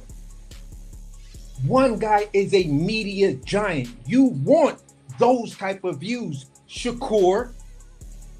Any fucking boxer wants those type of views, Shakur. And the Shakurians, And anyone else who's trying to co-sign that little disrespectful piece of shit for saying what he was saying to that man. Number two, on the same interview, right? Let's talk about what matters. You feel what I'm saying? And at the end of the day, everything Shakur's ever done, to me, just doesn't matter when you want to compare it to Shannon Sharpe. Shannon Sharpe is a real Hall of Famer. You're not there yet. You're definitely not there yet. People can make the argument right now, but like I said, there's always going to be an asterisk in context if you keep moving the way you're moving. Because you're not doing shit one by one by one by one. And if you do 2 fights or 3 fights in a row, you're going to say, well, everybody should be telling me I'm pound for pound right now. You put your entire career, and I don't know how this came into the ethos, that if you beat Oscar Valdez, you're a pound for pound fighter. I have to look at things like that, and then I have to wonder, where are we actually going with this sport? You know, where does the shit end where this young man gets all of this credibility, and when someone who's saying casual, or you want to call him a casual or whatever, at the end of the day, that same casual watched the same big fights we all watch. The casual and the diehards come together to watch some of the biggest fights. They even come together to watch some of the non-biggest fights, just because the names involved. So if a person sees what they see, do I need to be a diehard to tell you what I saw? If I saw the same punch that your daughter saw, you're gonna tell me, oh, shut up, you don't know what you're talking about, you don't know shit about boxing. So let me ask you this question. When your daughter said he almost knocked you out, why don't you come at her with the same energy? Because you're her dad, you can easily correct her. No, sweetheart, no, we don't say stuff like that about daddy, because yada, yada, yada, yada, yada. But then when someone else says the same thing that your daughter just repeated, it's, you don't know shit about boxing. Oh, how could you say that? He was more off balance. Doesn't fucking matter. He got cracked. Now, I got an example from today with my brother-in-law. He's a big soccer fan. You know, he know all this stuff. I was watching the Spain and France game, and I told him, bro, it's looking like Spain is humiliating France. You know, because I'm just watching this game. I'm not an expert in soccer. I don't watch that shit all the time. I say, bro, yes, they're doing this, and that. Not because I'm not an expert in the sport. I can watch what was happening, you know? I told him, bro, what he will told me, oh, you don't know nothing about soccer or whatever. No, he told me, yeah, that's the example.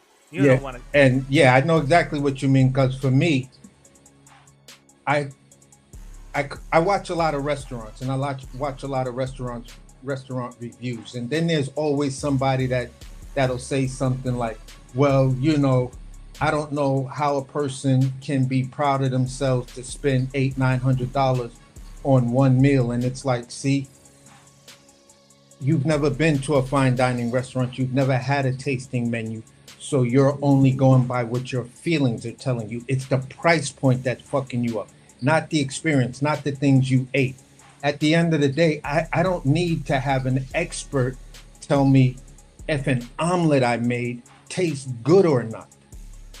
If it tastes good, it doesn't matter whether it's a expert, it doesn't matter whatever. Now, here's the funny part. The higher level you get as a chef, or all the chefs that I've ever met that are at this high level, guess what happens? The one toughest person who pretty much almost all the time hates the shit that you make and won't eat it is your own fucking kids. And I'm not saying it like that, but I'm just saying it's like me growing up.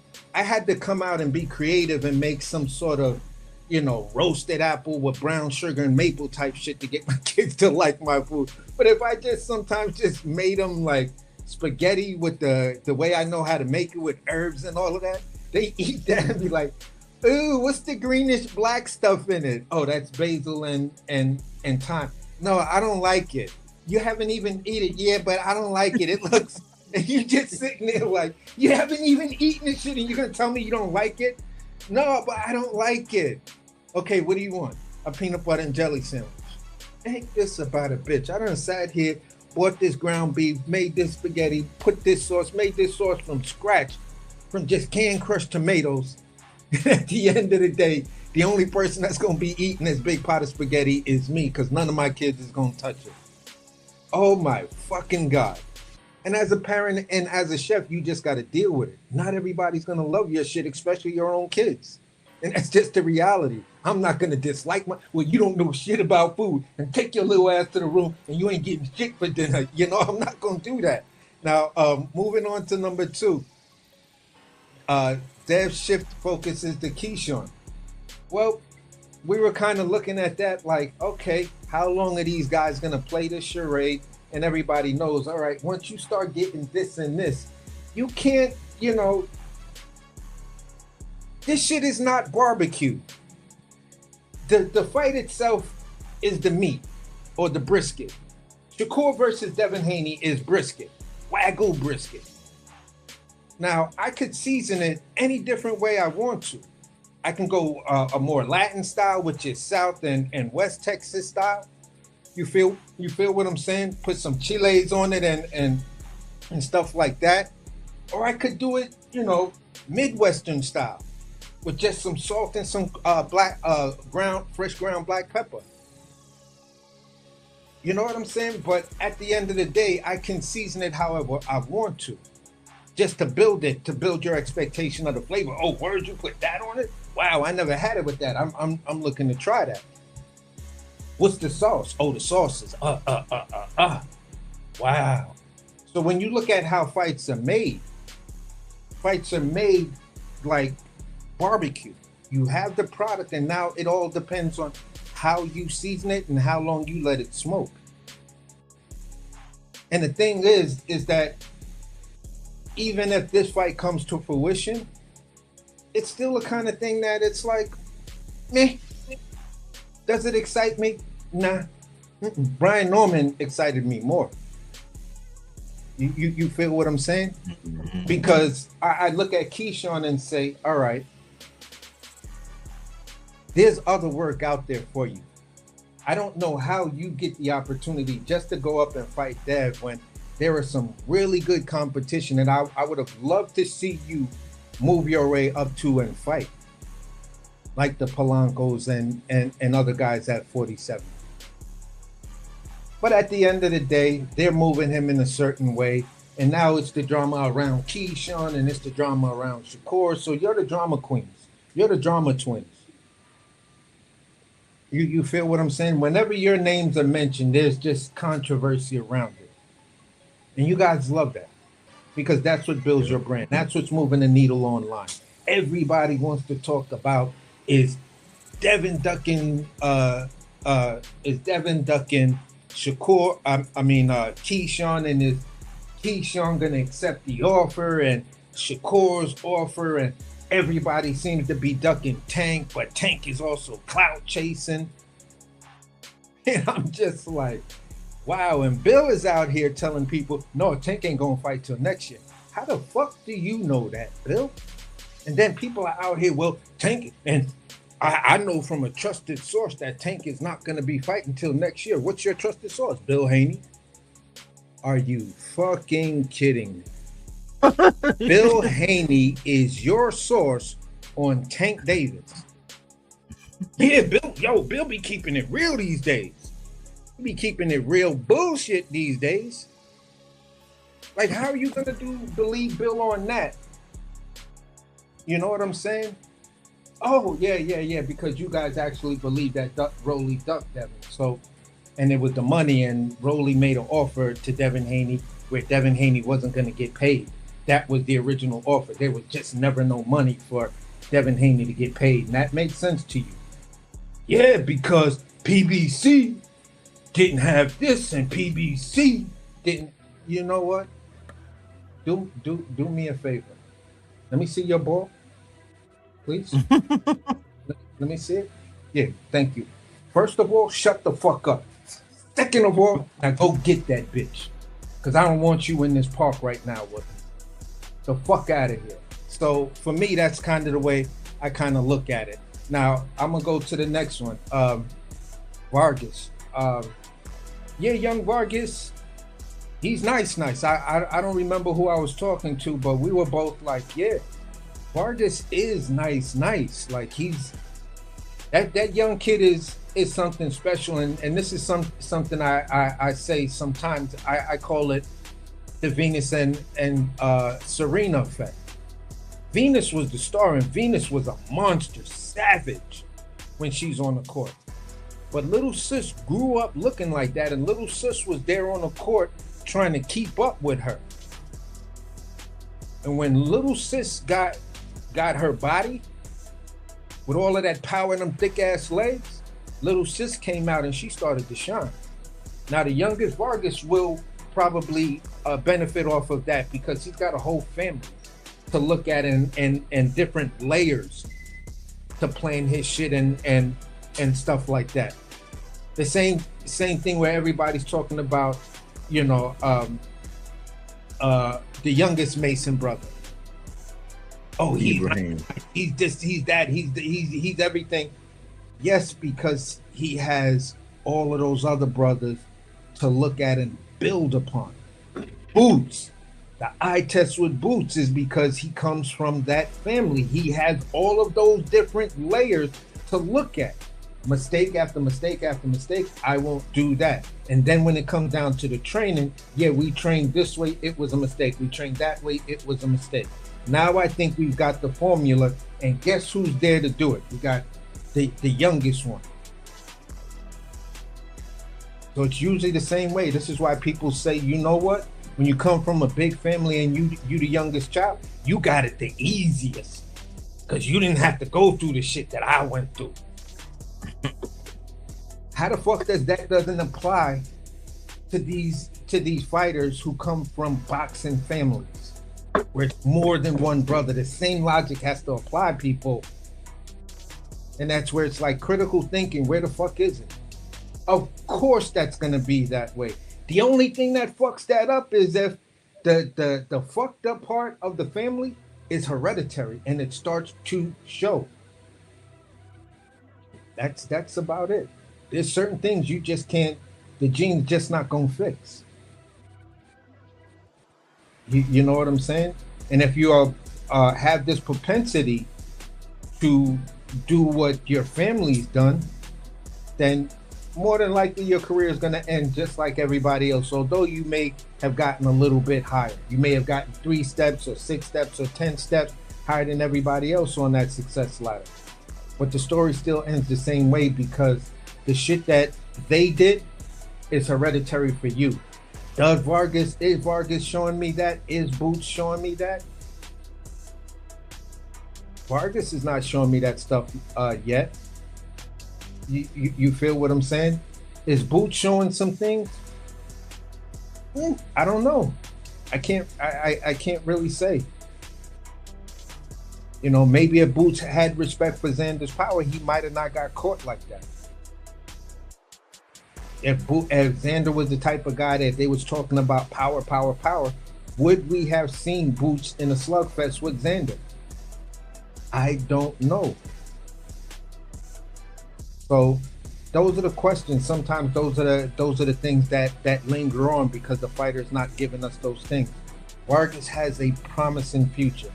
I'm in the same position with Body, where we're both in agreement that Mason and Vargas are on a collision course, whether people want to accept it or not. This is something we even talked about offline. Like, yeah, these two, you know, yeah. Mason is going to get up to 40 and they're going to want to see Abdullah Mason. The whole thing was, will the fight get made?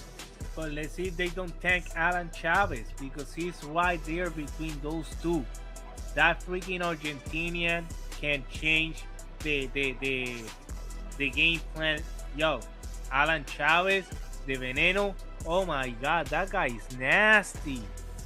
But at the end of the day, But let's see, because you know how it is. He's from Argentina. Sometimes they mess up with the visa, or you know how those exactly. rules, It's all of and those. shit. It's all of those type of. It's all of those type of things. But when we're talking about the two guys in the one country together, more than likely it's going to be, one of them may face him. You feel? I don't think Abdullah Mason faces him at 35 at this particular point in his career. You feel what I'm saying? Because he's already in that top tier. Yes, the eye test may tell us other guys are dangerous, but at the end of the day, when it comes down to it, Mason has shown us so far a pretty proven track record that no matter how tough the guy is, Mason has that other gear, whether it's coached on by his pops or whatever, but he's shown he can go into that other gear and be a champion. You feel what I'm saying? So there's always somebody that everybody's like, yeah, I would love to see this person fight this person, but sometimes the trajectory and where people are, it takes some severe sequences that'll drop one guy's name that's up there to now be level with the other guy, or the opportunities that have him at that intersection at that point. The guy who's everybody's talking about has two really solid victories, stopped somebody who's never been stopped before, and he did it impressively and shit like that. The bigger name is coming off of a shaky performance. Well, a shaky performance in the fight before that. He lost. You feel what I'm saying? Yeah, those type of dynamics, boom. You got the makings of that fight, because one guy's is trying to get it back, the other guy is now making a name. That's where these type of fights usually have that intersection. But the way Abdullah's moving, I don't really see him at 47 too much longer. I mean, at 35 too much longer, because we've been talking about Abdullah Mason being a big kid for 35 and stuff like that for a minute. And he's given us 3 solid fights. The other major names at that division, so far everybody's talking about going up to 140. Tank is not there now. Dudes are fighting for a vacant belt. We don't know if Tank's coming back at 35, 40, or whatever weight he's going to come back at. You feel what I'm saying? So for me, the trajectory of Fernando Vargas, they're going to keep moving them to a certain degree, but eventually, when the metal hits the road, that road is going to be Abdullah Mason. And for me, that's where it's like, bro, it's gonna get real tough for you, bro. If you're doing some impressive stuff, you're doing some real impressive stuff, but there's the guy who's technically sound. Not now, but that can be a great fight. Like maybe 2-3 years from now, that can be a great fight if both guys keep the same path, and doing their shit. Yeah, it's gonna be closer than that though, because Abdullah, he got the WBO, so unless he do something unless he unify at 35, which I really don't see. They got at 140, they got Vargas in that WBO line at 140. So my question is, and I'm gonna address 2 points AC said. I want to address 2 points AC said after I do this. But my question is this: Would you rather see Abdullah Mason versus Raymond Mortaye at 140, or would you rather see Abdullah Mason versus Vargas at 140? I don't know, Murataya, and at 35, because Murataya is still doing 135. I think he only got one fight left. He gonna get Conceição out, and he up out of there. He's gone. He would have had Shakur, but Shakur tried to 90-10 that man. Man. and said, and Shakur tried to say he was in a rush to fight Robinson. No, he wasn't in a rush. That's why I hate like that. That's just like the whole Boots moving up. He turned down Virgil for a big bag to go up there. And then when it was his time to go up there, they were like, oh man, Virgil got to come on in, but you got to deal with Oscar. It was the same shit. It's like he wasn't in no rush. Like Mortai wasn't in no rush. He said, listen, I'll fight you at 35. I'll fight you at 40 or 144. I'll fight you at whatever, 140 or 144. And he tried to 90-10 that man. And nobody said shit. So I'm like, he's not in no rush. They let Shakur get away with that bullshit. Talking about Mortai was in a rush. He wasn't in no rush. He made plans because you can't rely on these niggas. You can't rely on none of these big names to say, all right, I got that fight next. Why? Because when it's a fight that everybody is clamoring for, they be like, oh, it's not a big. You're not gonna make me do this, and I'm not gonna do that. It's like you start acting like a Mason bitch. is a good fight. Can main event in New York, whatever you want. Those two, yeah, or Las Vegas, hell yeah. What you think? What you think, AC? Would you rather see if Abdullah said I'm going to 140? Would you rather see him and let's say Mortai get past Robinson because I think he will. But let's just say Mortai get past Robinson and go to 40. Would you rather see Abdullah Mason versus Vargas, or would you rather see Abdullah Mason versus Raymond Mortai at 40?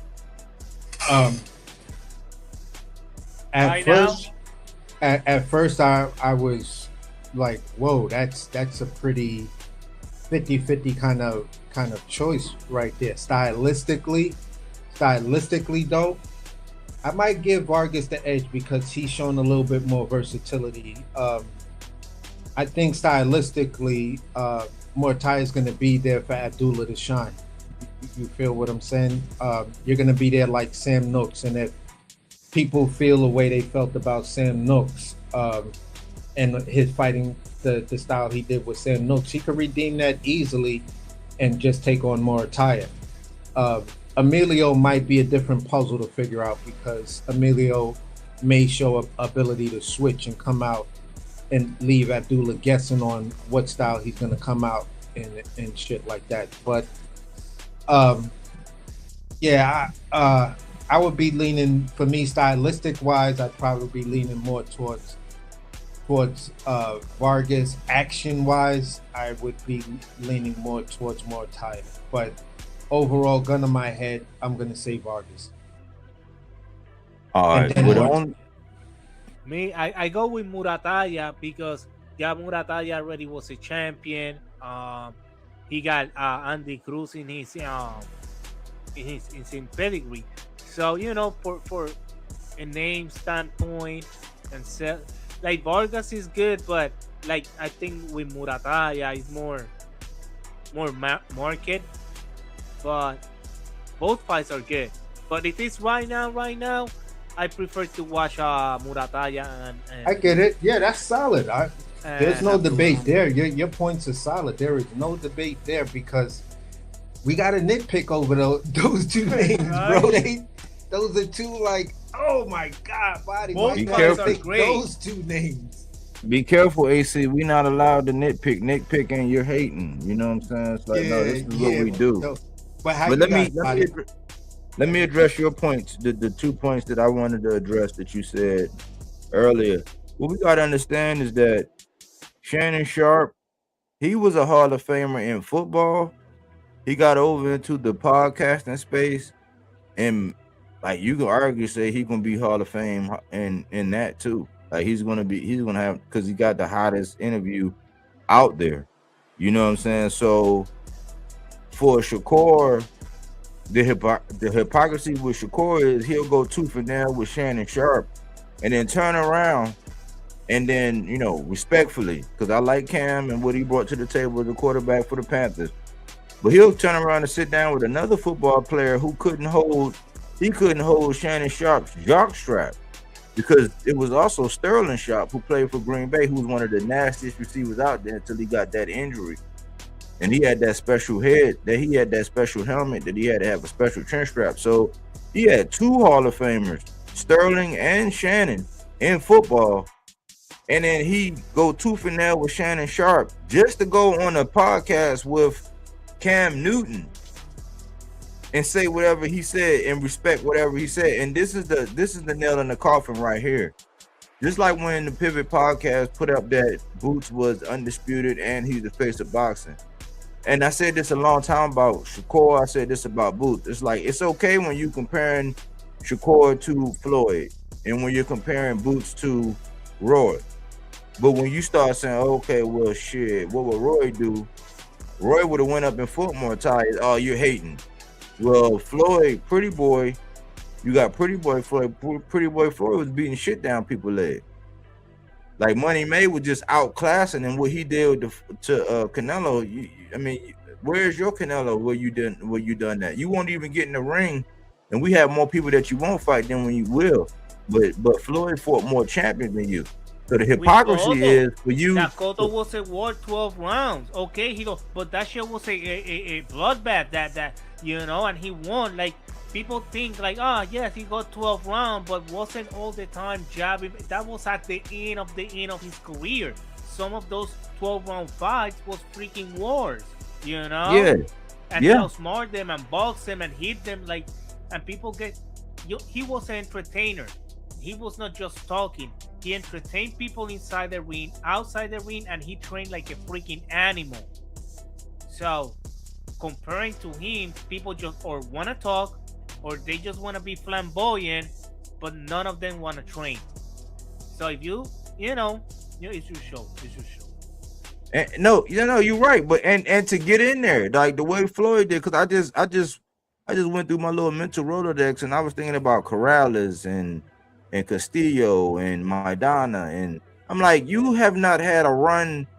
I'm not gonna name 3 fighters in spurt like Oscar. Like it's just so many. Canelo, like you, like to try to put this shit up there and try to say like Shakur, man, shut the fuck up, Shakur. And then this the thing. He disrespect the legend. This is why I say this is a young man that don't even probably respect his own personal history.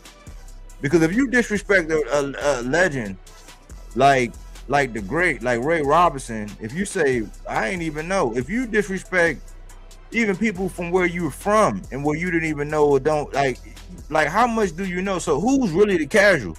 If you shit on somebody like Ray Robinson, which I know in my heritage, in my history, we always salute the ancestors. I always say that we are the custodians. We are the DNA custodians of all who come and went before us. So I wouldn't be me if my father wasn't him and my grandfather wasn't him, and however the mixture was. You got to respect the people that come and gone before him. But you'll sit up there and call Shannon Sharp a casual. You'll disrespect somebody like Ray Robinson, right? But then you'll go on Cam Newton, who can't hold fucking Shannon Sharp's jock strap in the grand scheme of things, and be all ears and all hunky-dory. Why? Because he don't say what Shannon Sharp said as far as his preference. It's like, no, when they're singing your praises, when they're saying things that you like, it's like, oh yeah, man, oh yeah, cool. You don't call them a casual. But then if they say, oh man, well that's just not entertaining to me, then you don't know shit about boxing. It's like, knock it off. What's worse, wasn't casual. He called him ignorant. He called Shannon Sharp ignorant in his show. That was the shit. Wasn't even casual. He called him, no, you're an ignorant. Not an ignorant like ignorant in the sport. I'm like, bro, this guy is almost 60 years old. He's a legend. You think you are the first boxer he's seen his life? You think he never watched boxing in his life? Like, he's not a guy that follow boxing every day for a reason, because there are boxers like you. But it's not. How you gonna call Shannon Sharp a ignorant? That was a crazy part. I was like, yo, this kid is freaking wilding out. Thank God 8-5 calmed them down and shit, and those guys are professional. But bro, and he was like, yo, this kid is freaking dumb. And Shannon Sharp is asking him, and where this money is coming from? No, I'm gonna get paid the most money. And Shannon Sharp is trying to tell him, yeah, but you have to entertain the people. But he's so close in his stupid mind. Oh, you don't like me, so you're ignorant, and he don't want to understand that. He's trying to tell him, like, bro, you need to be more entertaining, bring knockdowns, injure people, like, so you can sell more. And the casual, the other, they buy your fights, but Yeah. no. This was a crazy. point. Yeah, this was a point I wanted to bring up as well. Going back to what what's the name said about him on the ring, and where he was talking about what did he say, fractional belts. Oh yeah. Yeah. Oh, okay, so let's look at it like this. If you want to call those fractional belts right now, how does Shakur Stevenson deserve to be on the pound for pound list? Because if all of these belts were fractional or part of a quarter in the 4-belt era, they're only, I don't know your matrix or how you break down the fractions of it or how you slice the pie, but let's just say it's in four quarters, right? 4 at 130, 135, and 140, right? We're talking about you saying a fractional belt. So that means we're only talking the IBF, WBA, WBO, and the WBC. Within that, the best you've done is 75%. You still haven't become a whole champion yet. If the belts Exactly. Because you didn't even do what Bud did. Like, that's what I'm saying, AC. You didn't even complete a whole. So exactly, you don't have a whole set, brother man. So you're a fraction. So how the fuck are you on the pound for pound list and you've never been a whole champion? How the fuck does that work? So let's just remove all of the Ring Magazine champions. Every fucking body that's part of that, because nobody's a whole champion. Hey, the only person that's a former whole champion on that list, I don't know if, I think Canelo's name is off, but Devin Haney was number 9. You would have only that one person, Devin Haney, because he's the only one that completed a whole set. Oh, you got Usyk up there now. Yeah, they got Usyk. Okay, Usyk. Yeah, but there's a caveat against complete the set in 169. He hold the 4 belts over there. Who's that? So, you know, Canelo. Yeah, but I don't think Canelo's on the pound for pound anymore. I'm not sure. No more. But I don't you remember know, they say bullshit, and then they have to swallow this because they cannot fit the shoes that they want to create. These guys, they talk so much, and the worst are the people who listen to these guys and they copy paste that bullshit, and then they want to argue with you. I'm like, man, fuck it. I'm not gonna argue with these copy paste guys. But this the thing though, y'all. This is the elephant in the room when it comes to this. And let's get to the meat and potatoes after this though. But this is the thing though. At the rate he's going and the fact that they devalue the belts, right? And that it's only down to like the Zuffa belt or the ring belt. That's all they're ever going to be, our fractional champion. So their fate is set. Like, they're never going to be a whole champion according to Max Kellerman's logic, since Rolly just got the WBA, who is a fractional, you know what I'm saying, fractional champ. That's all they'll ever be, is a fractional champ.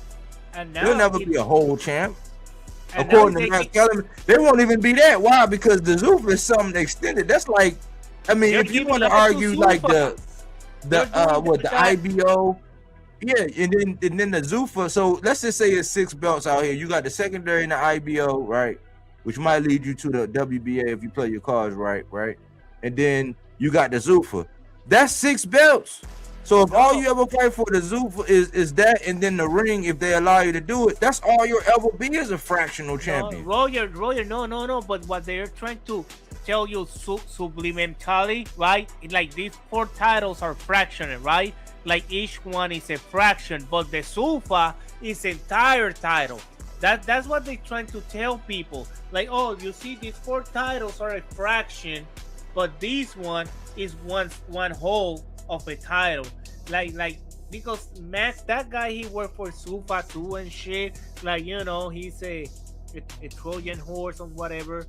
Like, all these guys sell themselves for pennies in the dollar, but that's what they're trying to do. They're trying to make these 4 different titles that are 4 different organizations to make it a one, like a fraction, and the SUFA be one whole set, so they can tell to the casual fan why you're watching those fraction titles when you can have a Yeah, whole title because over here. Zufa and that type of UBO, it's one guy in charge. The one belt says everything. One face, one champion, one Yeah, belt. that's Oh, for the okay. casual. Yeah, and that's the argument they're trying to make. The other ones is all right. You got 4 distinctive lineal companies, and you can fight for their company.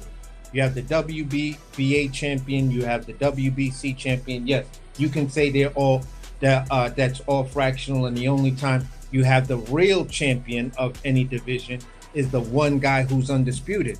We've never had a problem with that argument. This was an argument we've been saying since the 4-belt era. Yo, there's just way too many belts, and then the WBA had to clean up with all of those secondary and tertiary fights and champions. WBO did the same thing. WBC tried to introduce the franchise champion and stuff like that. So now it's pretty much you either have the regular champion or the super.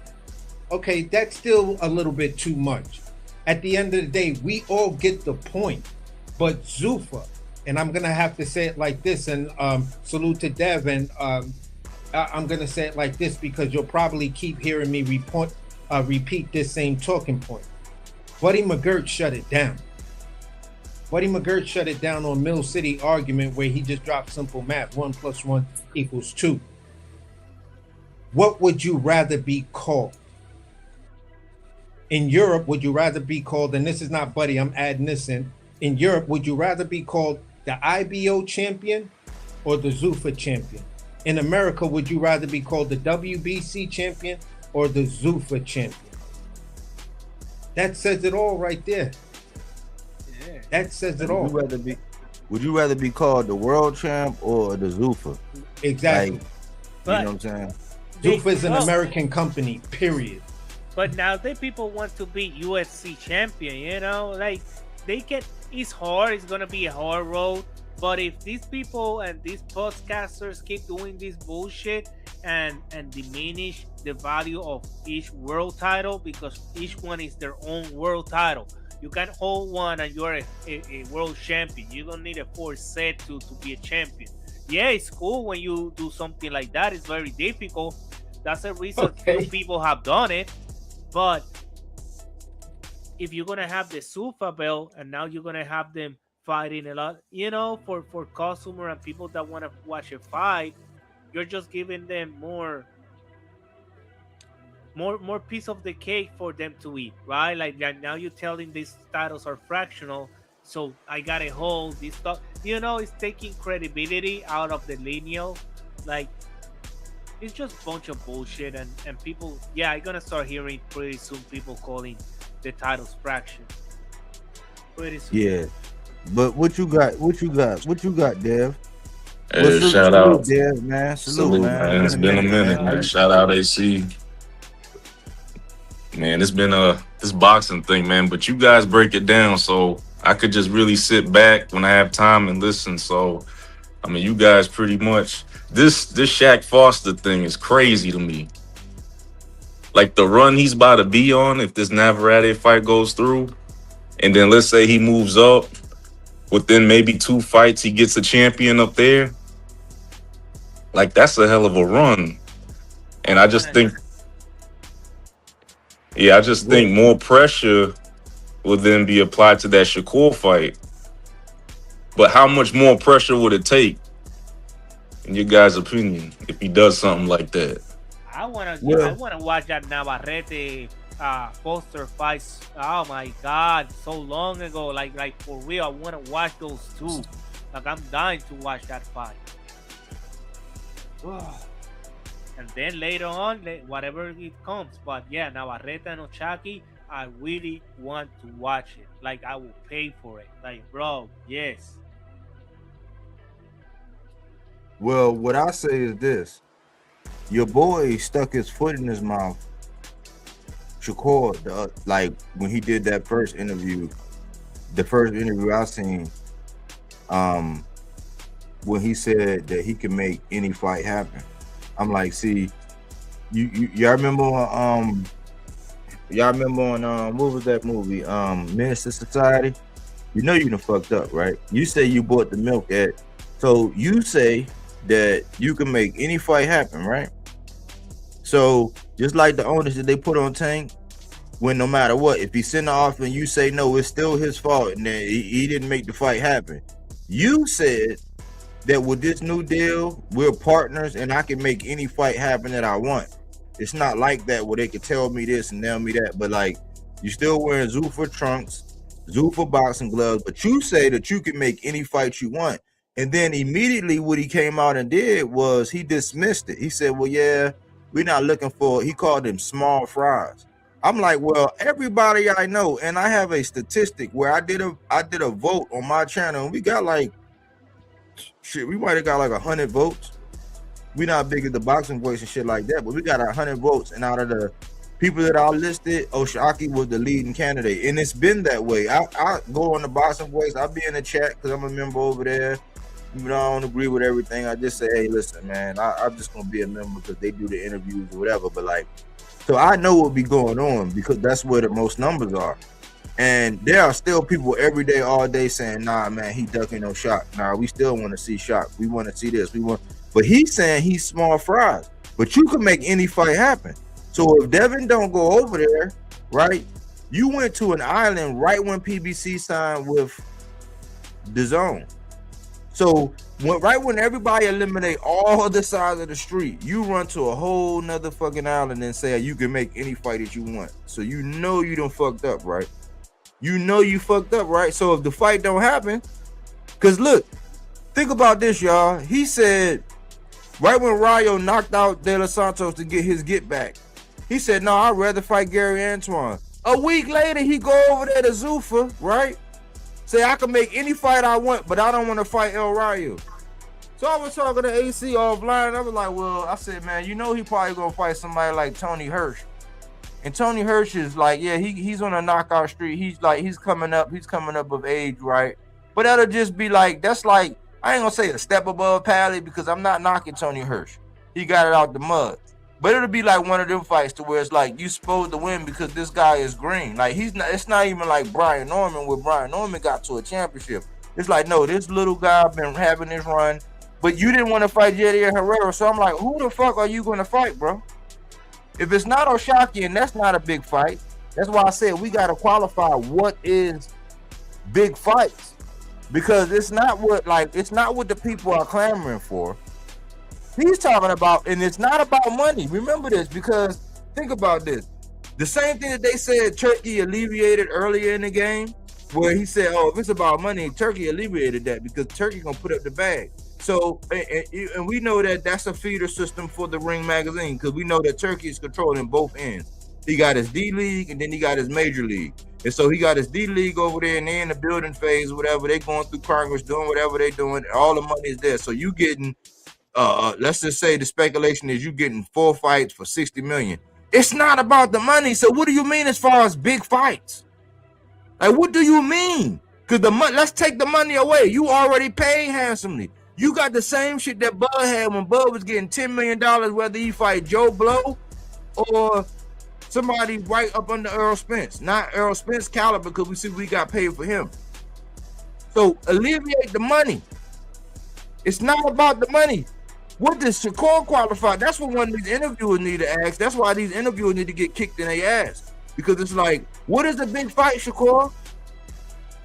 Because you could have went to PBC and got a Tank fight. You could have met Devin as a free agent and met on whatever. What y'all could have shopped. You and Devin could have got together, had a phone call, and then shopped your deal to PBC, shopped your deal to Golden Boy, shopped your deal to whatever network, or just straight to the network like T.O. just did. T.O. just did a straight up network with his own. Would you being a free agent, and if Devin was telling the truth about how he really got his own shit going on, y'all both could have got on the phone and said, listen, DAZN or Amazon or Netflix, this is what we trying to do. He's an undisputed champ, 3-division champ. You know what I'm saying? Me, I'm a 4-division fractional champ, right? This is what we got to offer, and the people want to see us. What do you got for us? So it's not about the money. It's what does Shakur qualify as a big fight. Y'all feel me? But yeah. But now in Sufa, like if he's over there, let's see, if he fight 140, he have to fight a Rayo because the Rayo is the best guy in 140 right now in Sufa. And after that knockdown that he got over De Los Santos, oh shit, Shakur and Rayo should be the fighting in Sufa boxing, you know? But I don't know. That's the other thing, Melazar. That's the other thing, Melazar. That's the other thing, Melazar. You know how dumb this nigga sound? Like, you know how dumb he look now? Because he's at 140. But he went over there to Zuffa and they got a 135 or a 147. So either he's gonna go up to 147 or he's gonna go down to 135. And the man right now who beat the guy who everybody wanted him, who knocked out the guy who stopped him the first time, but they set in the record and he didn't want to rematch him. But so Arroyo knocks out De Los Santos and you say, I don't even want to fight De Los Santos. That's small potato. Who the fuck are you gonna fight, bro? And you at 135. And you tried the 90-10 Morataya. But you ducked Shannon Tank. Sharp ignorant. But he called Shannon Sharp ignorant because he called him out. You feel me? That's where you're not fighting nobody. You're calling yourself the greatest, but where is the names in your pedigree, in your resume? Let me see all these names of legendary names that I can tell them you have a war with this guy. No, you don't have none of that shit. You just got a couple fights over here, over there, 12 rounders, boring fights, couple, like what you got, Pat Lee, Cepeda and Tio. Those are your greatest names. Man, I remember when you guys, I say a couple months ago, you talked about how these fighters being able to pick and choose at some point is going to backfire on them. And it didn't take long. Boom. You seen what's happening with Devin, Shakur, Keyshawn, Hitchens. It didn't take long for it to happen. Biting your ass. Because, it was inevitable, bro. One time between fights, let's see, you have 2 strong fights, 3 strong fights, you can pick and choose one here. Then you like Chavez did, a bunch of boxers did that. Because you can, so you are not in that intense all the time. But, cabrón, when you pick and choose 3-4 fights in a row, and then you fight, people gonna notice, people gonna talk to you, like, it is what it is, customers are not stupid. When you're getting fed filet mignon, and when you're getting fed freaking steak, like raw, you know what I mean? Go ahead. No, I was gonna give a big a shout out to my man Swad Jones. We used to go at it a lot on a couple other channels and stuff like that. And Body, if you got a link, see if he'll pop up here. I'm just reading. Yeah. I'm reading his comments and I'm just like, oh, okay. It seems a bit different, but for me, at the end of the day, if we're inside the meat and potato stuff just yet,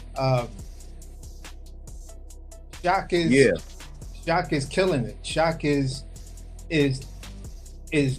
he's basically got his foot on his neck and showing these simple factors.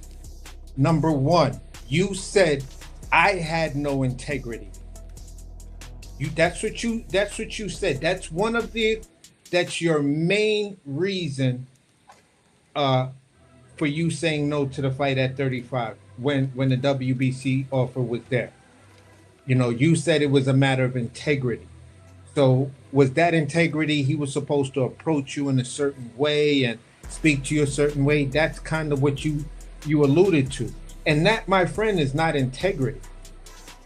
That may be respect, that may be professional courtesyism or something like that, but that's not integrity. Integrity is what you don't have because you made all of these stipulations to Oshaki. Oshaki did those stipulations. You got in the ring, you disrespected him, you tried to make it about sparring, And then you said you better pick up the phone when I call, because after you spoke to him, you just went on Twitter and you just said, yeah, we can make this fight next. Yeah, we could get it on next. Yeah, we could do this. Just make sure you pick up the phone and you better come up to 140. Shaq said, listen, I ain't got no problem to come up to 140. Okay, so he's giving you what you want, and yet you haven't pulled the trigger. But you can make these fights at Zuffa. Now, my man Swat is in the thing saying it's gonna be old boy, but I'm saying it like this. At the end of the day, it's going to be a Zuffa fighter, because according to Zuffa own like bylaws or their own business model, they don't make fights with people who are not signed to Zuffa.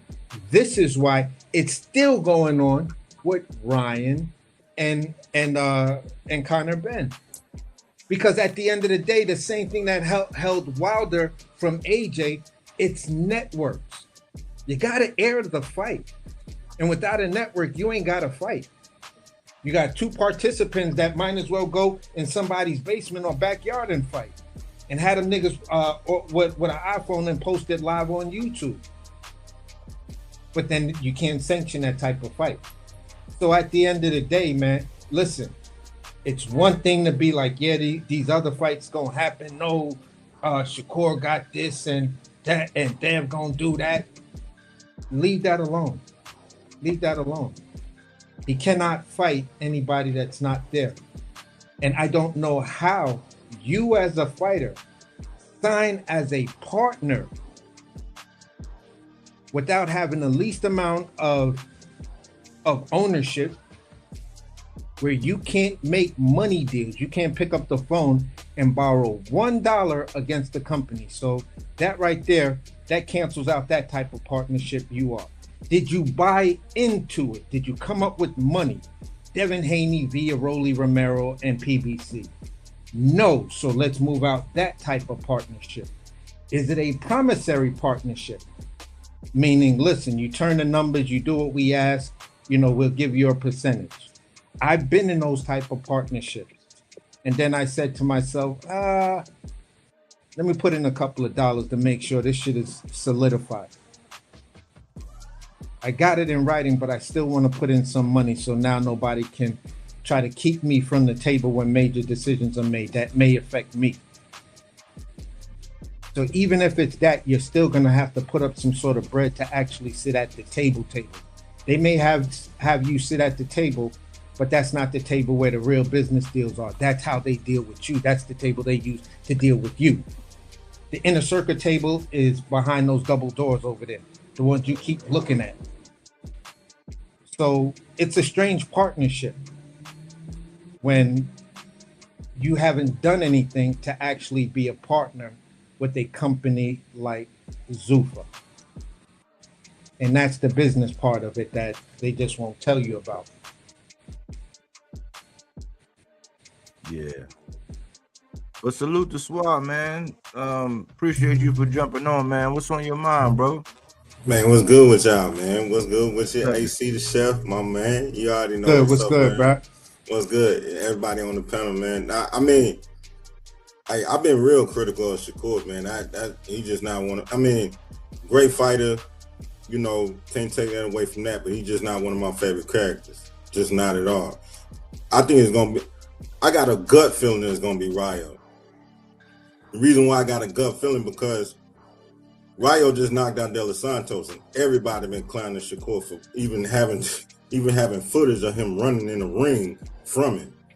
And the thing is, his excuse has been, I had one hand. But how you gonna salute the man who went back and got in blood with De Los Santos, but you couldn't go back and get him with two hands? See, that's the part that I ain't feeling. And my thing is, when I'm going to Zuffa with everybody under the umbrella that we've been waiting on this whole goddamn time, you gonna run over there to Zuffa. Okay.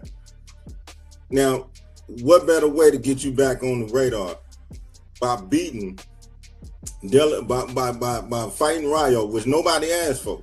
And Rayo probably the only top name really on Zuffa right now in that weight class that he can beat, that got something to give to his momentum. or to give to his aura, so to speak. And the thing is that ain't nobody want to see Rayo, but if you beat Rayo, Shakur the type of cat to be like, you know what, since I went in there and I beat Rayo, then you gotta erase the performance I had with De Los Santos. And see, for me, that shit ain't working. Because you should have never went to Zuffa in the first place. And my thing is, even if it ain't gonna be Devin, because Devin the only one that said, I can't believe. Anyway, it's so much to even pack into what the hell this nigga doing. Anyway, I don't mean to just cuss like that, but I'm just saying. But the thing is that Rayo's the only one that can give him something over on Zuffa to get the momentum going with Zuffa. If it ain't Devin, if Devin ain't going over to Zuffa, he ain't signing that. He ain't dropping the belt how Shakur requested. Shakur don't want to take the fight at 144 how he requested. And if he ain't fighting Devin on Zuffa, who else is on that? Who else is on the lineup that Shakur can actually put on screen and say, you know what, come see me fight? It's Rayo's the only storyline, and that's the point. Yeah. You know what I mean? That he's the only storyline because Zuffa, because you left when everybody got stacked up under the umbrella of one room, of one roof. Yeah, that's so like if you told me Zuffa right now is in the baby phase, right? Like if you told me you come to Zuffa when Zuffa is like everybody's there, the big name is in Zuffa and shit like that, I can get it. Because you have a lot of competition and it's cool. But Zuffa right now don't have fucking competition. You are the biggest name in the company right now. Facts. And that's my problem. You go ahead. No, I mean I didn't want to, cut you out, but that's I just wanted to get in the mix. But go ahead. But that's my problem with that little angle they think we stupid. We ain't stupid. We know what you're doing. Even if you try to say we don't know shit about boxing or whatever, we don't know nothing. Nah, bro, you don't know shit about boxing because we've been watching it from the outside looking in. We know moves. Now, we might not know all the technicalities of being inside the ring, but we damn sure know how it moves when we paying our money to see you fight. We see what you're doing. Go ahead, fam. Yeah, look, you're Swab. right. Look, Swab. I got a series right here called "The Fuck Is a Duck," where I've been outlining like and I went through it's like 7 different ways that fighters duck. One of the most popular ways, and this is not that's clever, time, but one of the most popular ways is by changing promotional companies. So what you said right here, like what everybody was clamoring for, and people tried to knock the PBC, like when they were first clamoring for the PBC, saying, "Oh man, they gonna have to bend the knee. They finally bend the knee, and then the narrative is, "Oh man, look, PBC, they had to do it, man. Like that, look at it, man, they down bad." And I'm like, are you boxing fans or not? Like, what the fuck are y'all talking about? Like the fact that they all on one platform now, it ain't no size of the street. And this nigga go to a fucking island, bro. Come on, man. How long we been waiting on that shit? The thing is, De Los Santos get his get back. He knock off El Rayo. Shakur comes out and says, "Nah, I'd rather fight Gary Antoine." But like all this in the meantime, in between time, you were jaw jacking about a catchweight with Devin. You wasn't saying nothing about none of the other champions at 140. You were talking about Raymond Mortai. You tried to 90-10 that nigga. And then you said, "I'd rather fight Gary Antoine." A week later, you go sign a Zuffa, and then you say, "Nah, I don't want to fight El Rayo." Well, who the fuck else is you going to fight? And I messaged AC. I said, "Man, it's probably going to be a guy like Tony Hirsch." Now, Tony Hirsch is he's still on Similac. Now, he coming up, he making his bones. But it's not nobody that's gonna get, especially with his whole "I want the quote unquote big fights." The only fight that makes sense is El Rayo. El Rayo is tenured, like El Rayo, and then he said he discounted El Rayo by saying, "No, I've seen him have plenty of bad nights." That didn't stop you from getting in the ring with Teofimo Lopez, because we seen Teofimo Lopez get outboxed by Cambosis. We seen Teofimo Lopez get edged out by Jermaine Ortiz, and he didn't get denied. We seen him have a rough night with Steve Claggett. That didn't stop you from doing that. But El Rayo had some bad nights where he came back and knocked his guy out in devastating fashion. And you say, "I don't want to fight him. I'd rather fight Gary Antoine." But whenever Gary Antoine came up, you didn't have no smoke for him. And then Gary Antoine didn't help it because Gary Antoine was acting up. And that's my guy, but Gary Antoine was talking so passive. or we need to I'm let that telling you. build, and we need to do this, and that's my guy. I'm telling And you. hey, but how you gonna fight Antoine Russell when he's over there with PBC and they signed a contract with DAZN and you're over here in your island in fucking Supa boxing? So don't be talking about these boxers no more because you will not gonna fight them. They are in Come DAZN on. now, and And you know this- what?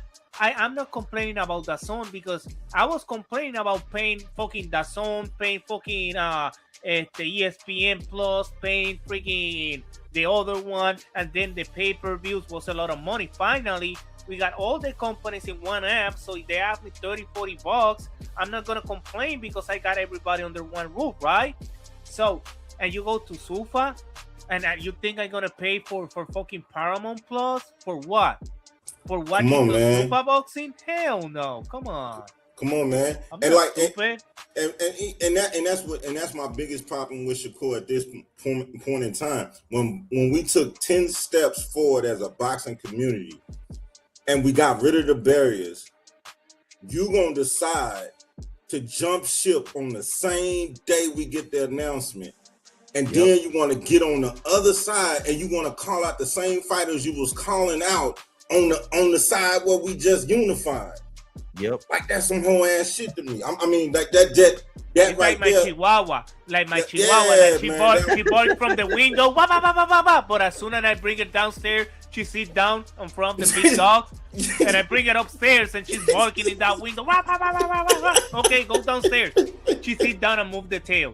What the fuck? Yeah, they start crying. They, like, Yeah. Yeah, But and then this- go ahead. No, go ahead. This other thing though, the whole media run, the whole campaign, it was I don't need Tank, fuck him, I don't need this, I don't need that, you know what I'm saying, blah blah blah. He get over this Zuffa. Yeah, that's the biggest fight that could be made, and deep down I think he respect me, and that's gonna be the last fight, and that's the biggest fight in boxing. It's like, my nigga, who are you fooling? Like, you fooling them casuals and your knee pad wearing, throat coat Come on, wearing, man. also jewelry wearing, reach around extending having fans. You fooling them, you not fooling us. No way. No, but when the casual called him out, then he called the casuals ignorant. No, you're an ignorant because you don't fall for my stupidities. Like, bro, everybody can see it, a casual and a non-casual. Like, you're not fooling nobody, you're fooling yourself, not us, not my money. You know what else? And this is what he's been repeating to me. Like you get where you safe and you talk. You talk about how people don't want to fight you. But my thing is, we got receipts on everybody you didn't fight. Let's not even bring up Shock. Shock threw your homeboy out the goddamn ring in front of you. That's some In crazy front of shit. you. Hey, I feel like Minister damn, Society, Raymond Ford, that was my guy. I'm old dog. Damn. We like, man, he blew your cousin head off in front of your face. Bro. You ain't gonna do shit. I ain't gonna let this shit ride. Like, We ain't gonna let that ride. he threw your homeboy out the ring. Ow, bro, nasty. Nasty. Shove it out. Like, get this nigga out of here. And then you gonna get in the ring and don't want to shake his hand, but then all of a sudden you give Shock all these damn criterias, and then when Shock beat the odds and get all through the criterias, now you go to Zuffa. Man, I'm sorry, I don't see the desire for greatness. I see the desire for protection, and I've been saying that. But here's the question. Over on the side of sanctioned boxing, it made him everything that he is right now. Yes. Regardless of all the negative stuff we say about him, what he accomplished in the ring, whether there's caveats around it, he has the accolades suit. For sure. Okay. For sure. What does Zuffa bring to the table moving forward, since he said out of his own mouth, this is the back end of my career, and now, I just want to make the best fights. How does Zuffa make that happen for him when some of what you've done, people are talking like it was some of your best fights? They talk about the Zepeda fight like that was the performance of the century. For real, they do. You feel what I'm saying? They talk about the Teofimo fight like Teofimo was active. He was on like a 5-fight run where he just knocked people stupid or just completely outclassed you and shit like that. And Shakur just managed to just shut Teofimo Lopez down. So that's what they say about those two fights. They say you're back because you knocked out a guy off a 2-week notice when there were two other guys right there, Kurt Scooby and JDA Herrera. JDA Herrera was in fucking Saudi Arabia on weight working out. Facts. They caught JD Herrera in the airport, like, yeah, I'm just coming back home. I'll kill you, man. I'll kill you, man. Don't. Yeah, which puts that Abdullah Mason fight in perspective, right? Because look what Abdullah did with Bell. Oh my! He pulled up the guy. So it's just, and he's with your dude, Prince. Yeah, he pulled up the boogeyman from 135 pounds, young Mason, and we were like, whoa, does this, like, man, listen, this is crazy. Like Sufa, I wasn't seeing bad, let's see, for a guy like Subriel Matia, like Pitbull Crew, like a bunch of boxers over there that have couple defeats. They're not already in their prime, but they can give couple good fights. You know, Sufa kind of a good spotlight for them instead of wasting their last years running in around. But guys like Shakur right now, like, you're in your prime. Like, what the hell? It's like saying, let me see, one of these baseball players in the MLB in their prime, like Schwarber, Kyle Schwarber. Imagine him going to Japan right now in his prime. No, I'm gonna move to Japan because I want better competition. What do you mean? Hey, Malazar, I gotta give you pushback because in his most recent interview, he said he's on the back end of his career. That's like Jordan winning his first championship, and then they asked him what is he gonna do. He said, "You know what? I'm gonna go to the CBA because now I'm on the back end of my career." Like, what the fuck? Hey, this is what he did. This man went out and got he went and got an XXL Magnum condom. You know what I'm saying, for protection. You know what I'm saying? That's what he did. Yeah, he's barking behind for sure. But this let me play this real quick because this was part of the meat and potatoes, and I'm not gonna play the whole thing. I'm gonna let us chime back in. But to Dev's point, Dev Wall point, Bell was one of them guys who he said every big name you could think of at 130. I said yes. They said no. So that adds to the list of the people down at 130, along with Mr. Gary Russell, along with Oshak when he was his mandatory down at 130, that he didn't fight when he was down there. And I always say, to Swaz's point, that I can name more people that Shakur won't fight than the fighters that he actually will. Thanks, man. But let me play this.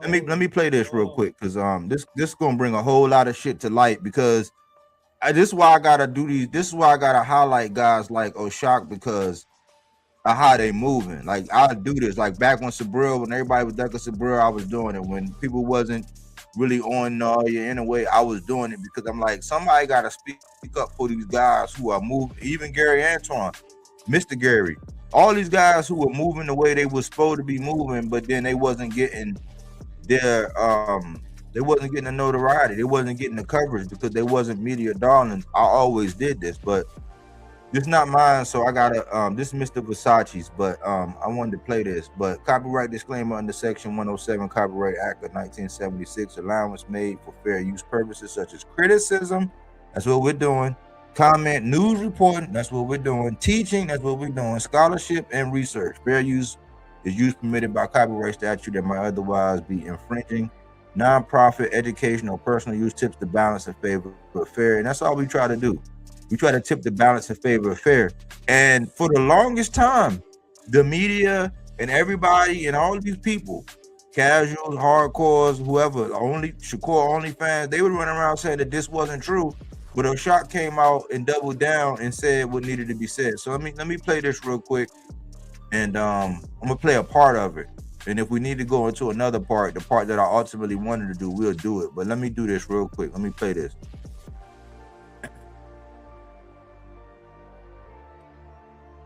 Play this real quick.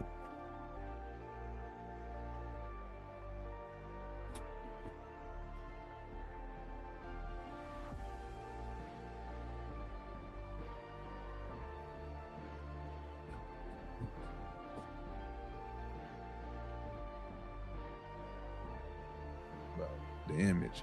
Now, you're pretty confident about that fight when you talk about you and Shakur. There's things you've seen in the gym, things you've experienced in the gym.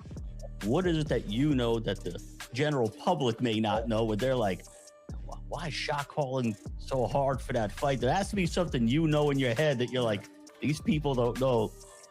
I got something for them. Well, I think they understand now. I don't even have to say too much now because he came out and basically put his foot in his mouth. He went all these it's been like a year.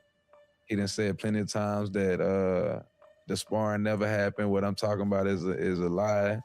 And, you know, he come out recently on the Andre Ward interview and, oh yeah, he got the best of me and I was up partying with my girlfriend and all that was in the world. He was hiding at gyms. So, you know, I think the world see it now. Why I'm so confident, because I got him lying, I got him shaking, you know, he's shaking in his boots, man. So, yeah.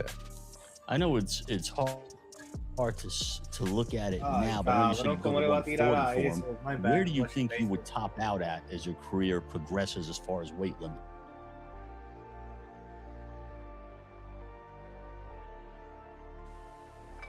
So really to can y'all hear me?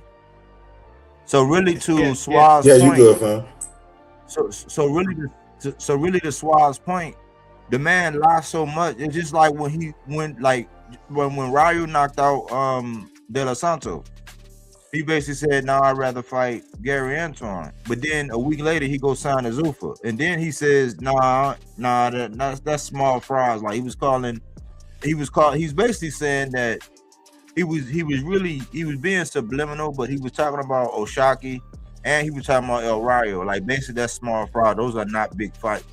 So to me, the man lies so much, and I've been on it. I used to be like behind Tank. That was my guy. He's the definition in my body. I still respect his skills. I think he's an excellent fighter. I just don't like safety first fighters. That's just my thing. I was one of the first ones out here saying I don't want no safety first fighter. I like guys who's gonna go in there, take some risks, calculated risks, and get the job done. But the man lies so much, and then he come around and there's no accountability. So he's been lying on Shaq all this time, and people saying, "Oh man, he just want a payday. Oh man, Shaq just clout chasing." The man goes onto Andre Ward's channel and basically said, "Yeah, the man got the best of me. I was partying with my girl and all these excuses." Same way they did Fulton with Fulton talking about, "Oh yeah, Lamont Roach's security guard had to pick me up and put in the shower." I was like, what kind of rainbow type shit is that, where another nigga, I don't care how bad it is, if a nigga gotta pick me up and put me, if AC had to pick me up and put me in the shower, I'm not fighting. And first of all, AC ain't gonna pick me up and put me in no shower, y'all. Oh hell no. You know what I'm Hell saying? no. Get up. Yo, get up. Just get up, nigga. Come on, get up. They call the ambulance, nigga. Like, call EMS before you pick me up and put me in the shower, dog. Like, but all these excuses, but the thing is, Shakur always gets away with doing the lie. What do y'all think about that? No, that's pretty much absolute fact. And here's the next thing. So if I was the type of person that says, what's the next shoe that's going to drop? Here it is. It's plain sight. Everybody's talking about it. They're talking about you versus Ryan, right? You said you're not going to fight Ryan. If it's not Ryo, who else do you fight? You feel what I'm saying? Because, okay, if that's the case, then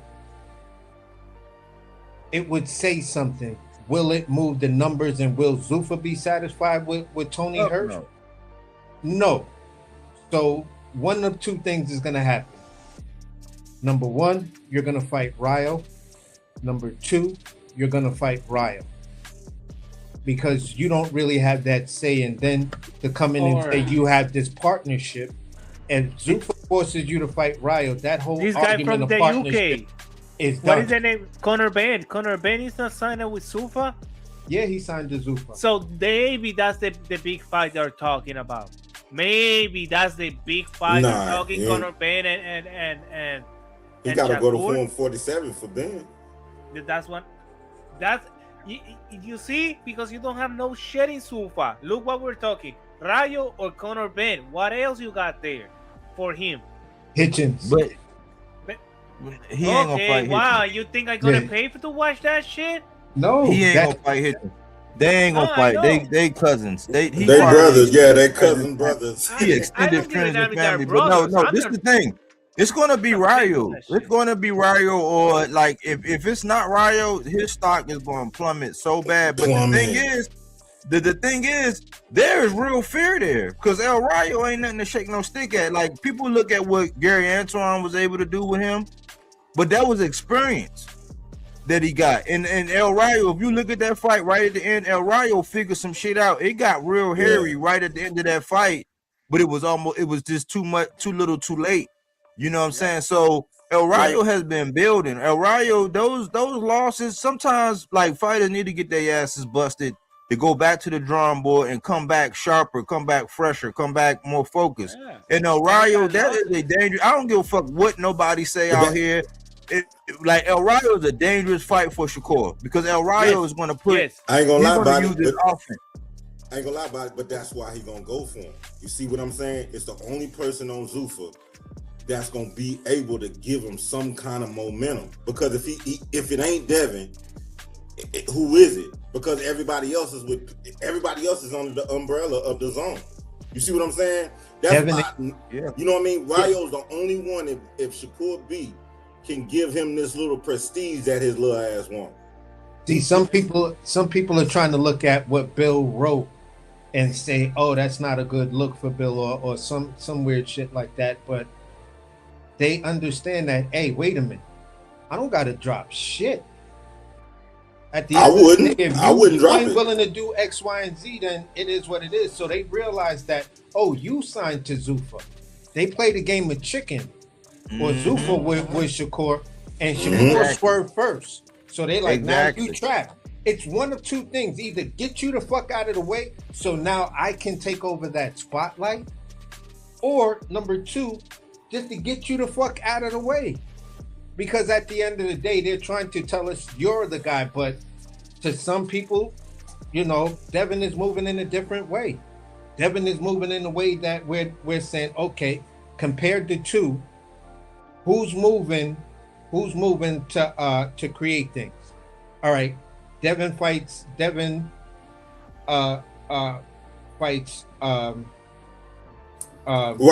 No. He fights Ryan Garcia. Devin fights Ryan Garcia, right? You know, that's the results of that. Yeah. We saw the results of that. He takes a year off, gets the Times Square fight. That was mad. Then he sets us all up and he works on something for Brian Norman. Then he goes up to challenge Brian Norman, who just got the award for knockout of the year, blah, blah, blah, blah, blah. Dangerous fight. Devin is my guy, but I picked against Devin in that fight. And proudly so, because my arguments I felt were solid that Devin hadn't shown me anything. Devin makes me eat the best crow in the world. You feel what I'm saying? Now, looking at what he did moving forward, I don't like the fact that you simply ducked with your bullshit business move. You ducked out of the Rolly fight, and you're not willing to go visit it. So then here comes Keyshawn. You could have easily got out of the Keyshawn fight by just going to revisit the original deal with Rolly. Now you're unified, and like you said, you beat the guy who just beat Ryan. Which one makes more sense, for you to fight Rolly or you to fight Keyshawn Davis? In my opinion, it's Rolly. Definitely fight Rolly. That was because Ryan is I'm and then you build the Ryan fight after Rolly. You build the Ryan fight after Rolly. Now you got a bigger bag and you have a lot more leverage against the guy that just came off of a solid performance, no PED allegations involved in it and shit like that, and he still got his following. But so that's how they push away fans. That's how they push away fans, because they think they're so smart and they are so but we don't know shit about boxing. Yeah, but we're trying to be like, bro, that's the business move to make. The move you're making, fucking around with Keyshawn, that you let all of that shit stall out to now you got to fight a mandatory that doesn't give you any leverage really in the Ryan negotiations if you want to go back and revisit a Ryan fight. Yeah, they But say, look, yeah, he beat Keyshawn, but at the end of the day, yeah, okay, you beat Keyshawn. And But what Devin was Keyshawn have done? Devin was using the Keyshawn. I like Keyshawn, but what Keyshawn have done? yeah. But look, this was so funny about this situation. And this would make Shakur look so bad because AC hit on something I wanted to say so bad, but he put it in the right verbiage. Them niggas was playing chicken. And Shakur folded. He swerved, right? So now what was so crazy is that Shakur put out that 144 thinking that Devin wasn't going to jump down on it and be all hearty and high-minded, but Devin was super. It's almost like you keep taunting a nigga. You keep taunting and he be like, man, you look, man, you do that again, and next thing you know, a nigga in your face, and you got to deal with that shit. And the fact that Devin was willing to do it, it tells Shakur that, oh, okay, hold on, man, this nigga really think he can do me. You know what I'm saying? So for him to cower away like that, and now he's putting a lot of leverage on this nigga dropping the belt. I was like, man, we are in 2026, and we got a 4-division champion who went to an island where there was no more sides of the street, campaigning for another man to come down and drop his strap. Do you know how pussy you sound? Bitch. Yes, I agree. So they played chicken, right? And now we just now hearing that they saying, all right, well, shit, man, like Shakur and them, they on some bullshit. You know what I'm saying? So we gonna go ahead and we got our eyes focused on Keyshawn.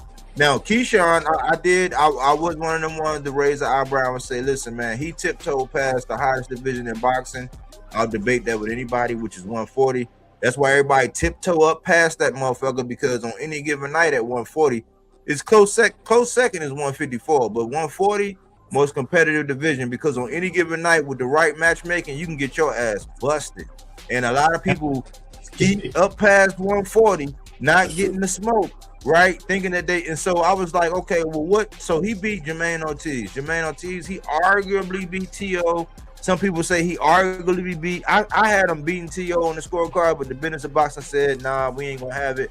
And then some people say that he beat Loma. I think Loma edged him, but like a lot of people do argue that he was able to beat Loma. But he was never no champion. I think Loma beat him. I think I'm with you. I think Loma. Yeah, not like he was never no champion. And like, what does that do to catapult you above everybody else to get to 147? But I like the fight because at least Keyshawn gonna let his hands go. At least we're gonna have a fight. That fight is gonna be more entertaining.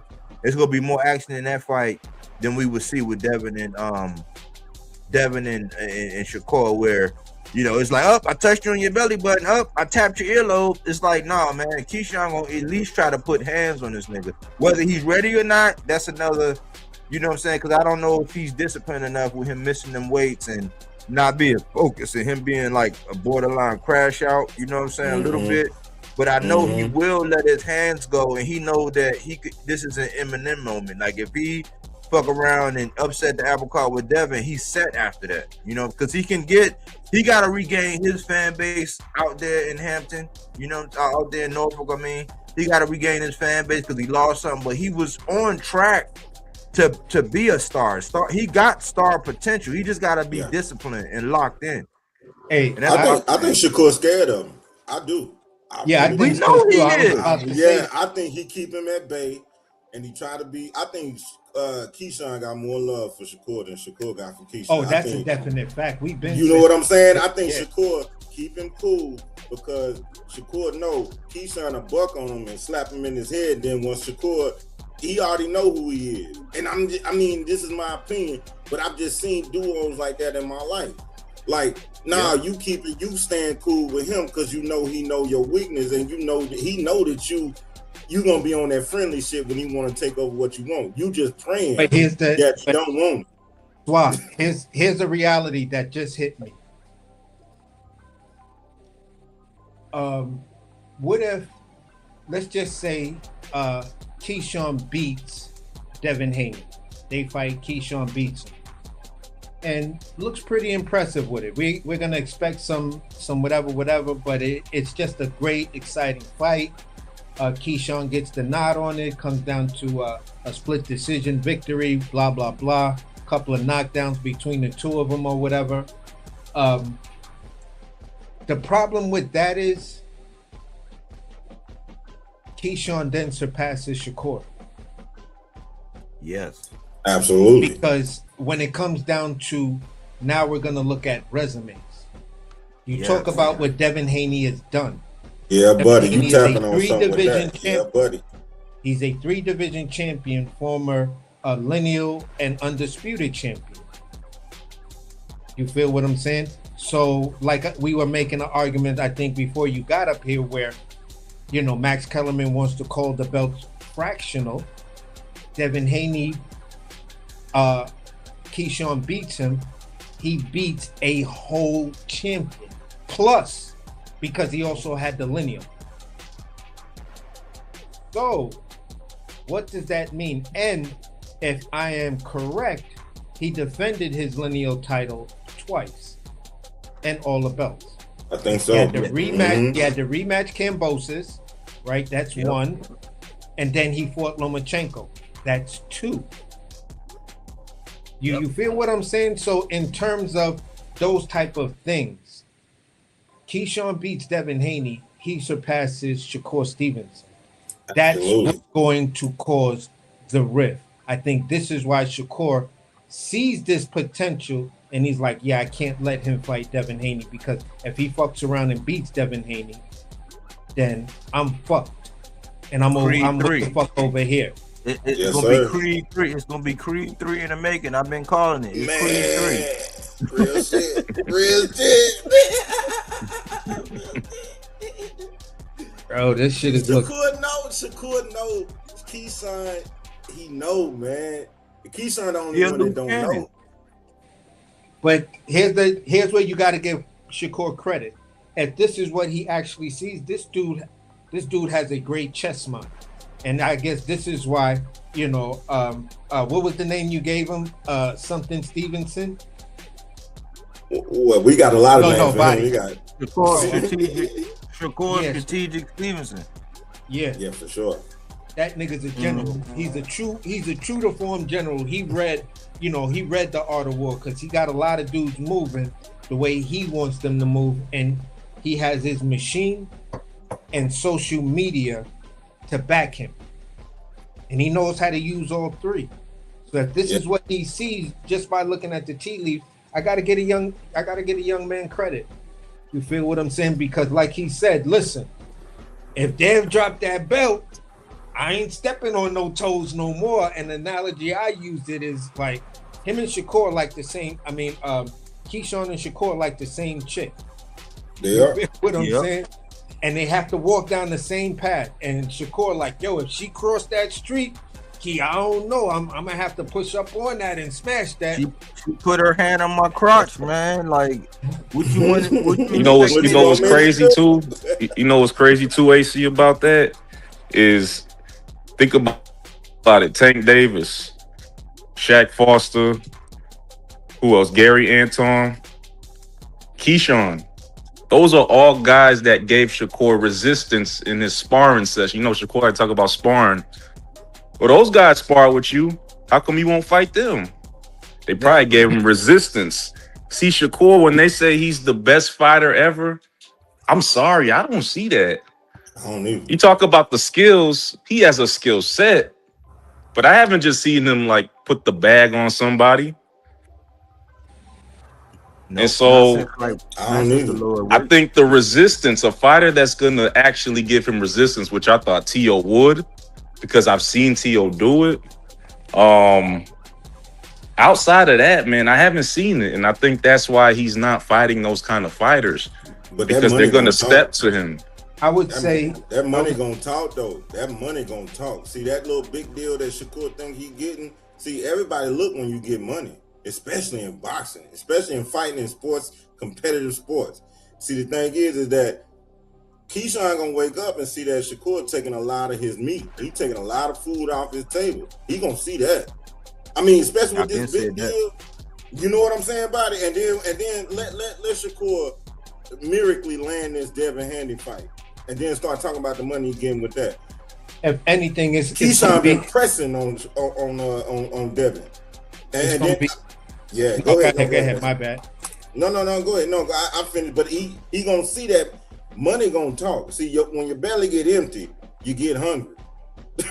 And when you seeing somebody else who say they your friend, but they getting fat and your ass is getting skinny, things change a little bit. Especially when they ain't your blood brother. It's just gonna change. Go ahead, AC. I mean, that's how I feel. That's what I think Keyshawn's seeing. I'm gonna say it like this, and I've been trying to say this for a couple of years. What's really gonna break the fissure, and I don't really know the full dynamic, but if anything, your mom's is usually the one that points shit out to you. Yeah, buddy. His mom ain't no joke either. If he your friend, why he keep taking your fights from you? If he your brother, why he keep taking your fights from you? Like, what's going on? What's going on, Keyshawn? You're missing out on fights that help your career, and you want to get back, and you said God gave you this second opportunity. All right, you're not loud enough right now. You feel what I'm saying? Because your friend is talking that if, then I ain't stepping on your toes no more. He gave you an ultimatum. He told you and Dev better hurry up and make that fight, because if Dev dropped that belt, listen, we friends is friends, but at the end of the day, I ain't stepping on your toes no more, because I don't see it that way. And you would have to go ahead, buddy. I'm sorry. Go ahead and finish. I was gonna say, like, listen, at the end of the day, right then and there, I'm questioning whether you the homie or not. I'm questioning the fact that, hey, wait a minute, are you really my brother like that? Because you, like, right now, this is on some real Cain and Abel shit. Because you telling me one thing, but it's more sounding like an ultimatum that I better hurry up and make this shit happen. Otherwise, it's going to be your joint. And this is the way you feel, so I can't have nothing to say about it. Nah, nigga. And at the end of the day, if Keyshawn hasn't woken up off of that and on the phone with Shakur, like, yo, bro, on some real shit, you got to tell me what this shit means. You got to tell me what this means. Thanks, man. You got to. If he dropped this belt, you ain't stepping on my toes no more. So I'm asking you this question. Have you been stepping on my toes? But go ahead, buddy. I'm gonna tell you what he did. I want to address what Dev said before I forget. But like, you right, Dev, because it was a point where he wanted to spar Sabril Matias and they didn't spar. But then that fight didn't ever happen. But then you see who he picked when he went to 140. So but him and Keyshawn had experience with T.O. And Shakur had experience with T.O. as far as sparring, so they already knew they can get away with T.O. They saw that he didn't fix them windshield wipers. Whenever it started raining, he didn't fix them windshield wipers. He didn't replace them, so they already knew, okay, well, he's still up. He's an old dog with no new tricks. So we're gonna do the same old thing. So I wanted to address that. So you're right. Anybody that put up resistance, and that's what I've been seeing. I'm like, how come anybody? Because he said, remember, he said the same thing about Tank. Did that disrespectful stuff. He said the same thing about Shock. Oh man, he just disrespectful. I don't like the way he talking. That bitch ass shit to where y'all fighters, man. Like y'all, you can settle that shit in the ring. That's the only place legally where you can put your hands on a nigga and get away with it. Sign me up and you getting the biggest bag. So I wanted to address Dev's point to that. But this is what happened, y'all. This is why Keyshawn is at bay right now, but it's only right now, and that shit only is only gonna buy time until they wake up. Y'all know them movies when somebody getting ready to pull a caper and they gotta go into somebody's house, like they got a fence, right? And they got dogs, right? What they do? They slip the dog something to put him to sleep. They feed the dog a little something. The dog eat. He knocked out for a little while and he woozy. So they go in and do whatever they do. That's what he did. Because think about it. This because I was calling this out because Richard Hitchens, like I had to step up off him and stop doing videos the way because I would be doing a video like I'm doing about Oshaque right now for Richardson because I always fuck with Richardson. It just with these last two moves he did, I can't fuck with it. So I said, man, I gotta fall back. But this is what he did. He stabbed his cousin in the back and gave his brother a fight. Why? To throw him off the trail. To give him something to eat, put him to sleep, you know what I'm saying? Got his belly full, got him thinking, oh shit, man, I got snacks, you know what I'm saying? I'm eating, but I'm asleep. You know what I'm saying? Meanwhile, he took the T.O. fight because Keyshawn was on stage with T.O. going back and forth, and they got the history because they put hands on T.O.'s father. So he put Keyshawn to sleep. Why? Because at his lowest moment, after he blew weight and fucked up the bag with De Los Santos, he was on his way out, fucked up his hometown fight. Abdullah Mason put the cape on, saved the day. He rocked that nigga to sleep by giving him a little bite to eat, but put him to sleep. And then he handed his brother his cousin's fight. So he fucked Richardson Hitchens. He gave Keyshawn something to get him back on, and then he took his fight. Keyshawn about to wake up and be like, hold on now. If you go by and Devin do finally go by and do this and you take this food off my plate, it's on, nigga. Friends don't do shit like that. And that's gonna make Keyshawn Shakur worst nightmare. He just took when that boy wake up, because if we can see it, I know somebody in his camp talking to him a little bit, especially his mama. Because if you meet his mama and you know his mama, you know how she get down, Shakur on bought time. She ain't gonna let Shakur shine over Key. It just ain't gonna work like that. And then after Shakur done got this big ass little contract, and he talking about he doing something big, but now Shakur fighting for fights. Come on, man, that shit don't look right. You don't call me your brother if I ain't coming up with you. Okay, I'm gonna put. I'm just, you know what I'm saying. That's my opinion, though. That's my opinion. I'm gonna put it like this for the playback crew, and I'm gonna put it in street terms, like movies we've seen, right? TV shows. Shakur was the young dude that got a plug, right?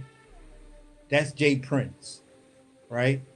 He goes to the plug's mansion. Now he's meeting who the plug buys from, who the plug suppliers are, right? That's the Zone, that's Turk, that's Bud, that's Ward, that's all of those dudes. Yeah, that's everybody. Go yeah.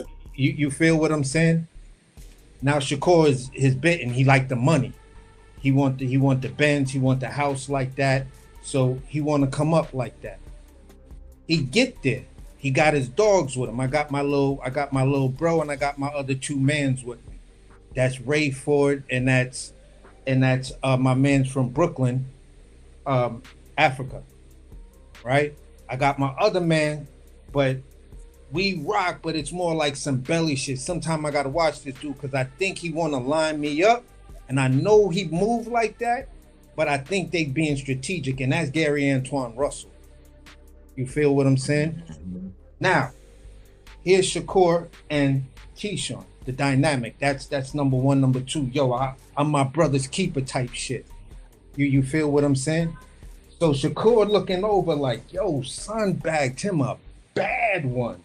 Like, this nigga be getting some bad broads, bro. Like, yo, Key, how you be bagging these bitches? Where you be meeting them at? You know what I'm saying? And Key be like, yo, I met him at the club, bro. I'm telling you, come with me downtown.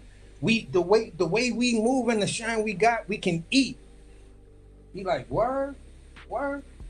I ain't been finna do that. I'm gonna wait till you bring them hoes to me. But they there for Keyshawn. So when Keyshawn get up to go get Shorty, go get the bottle of champagne. You talking, bro. Like that.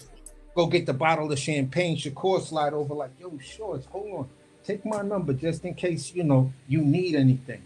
Like, that's my little bro and everything. And I want to take care of him. And anybody that's involved with him like that, and I think he got special feelings for you, I want to take care of you too.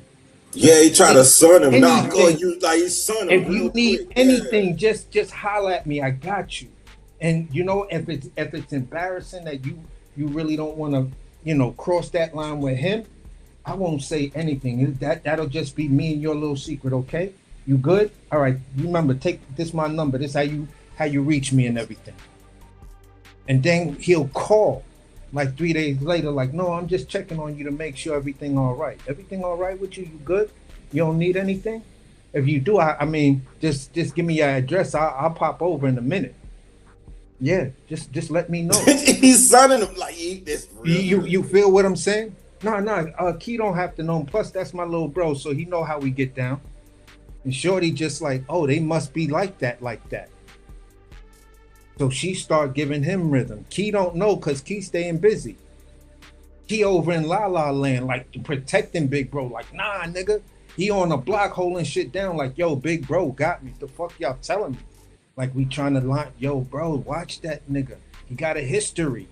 Bro, I'm telling, man, listen. I'm not going to have y'all talk about my mans like that.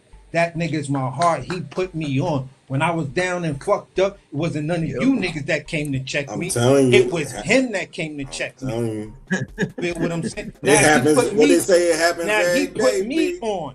Now he put me on. Guess what? I know the plug that y'all niggas don't know. I've been to the mansion. I already seen everything. Y'all niggas don't know, so I'm telling y'all, shut the fuck up because you don't know what you talking about. And any nigga that say something next, I'm like, yo, listen, clack, clack, he'll back it out. Yo, Key, be easy, man. We ain't got to go through all that. Then shut the fuck up. Stop trying to disrespect Big Bro. All right, bro, if that's your man, this is your truth. You got it, my nigga. And that's that situation. It is, though. It is, man.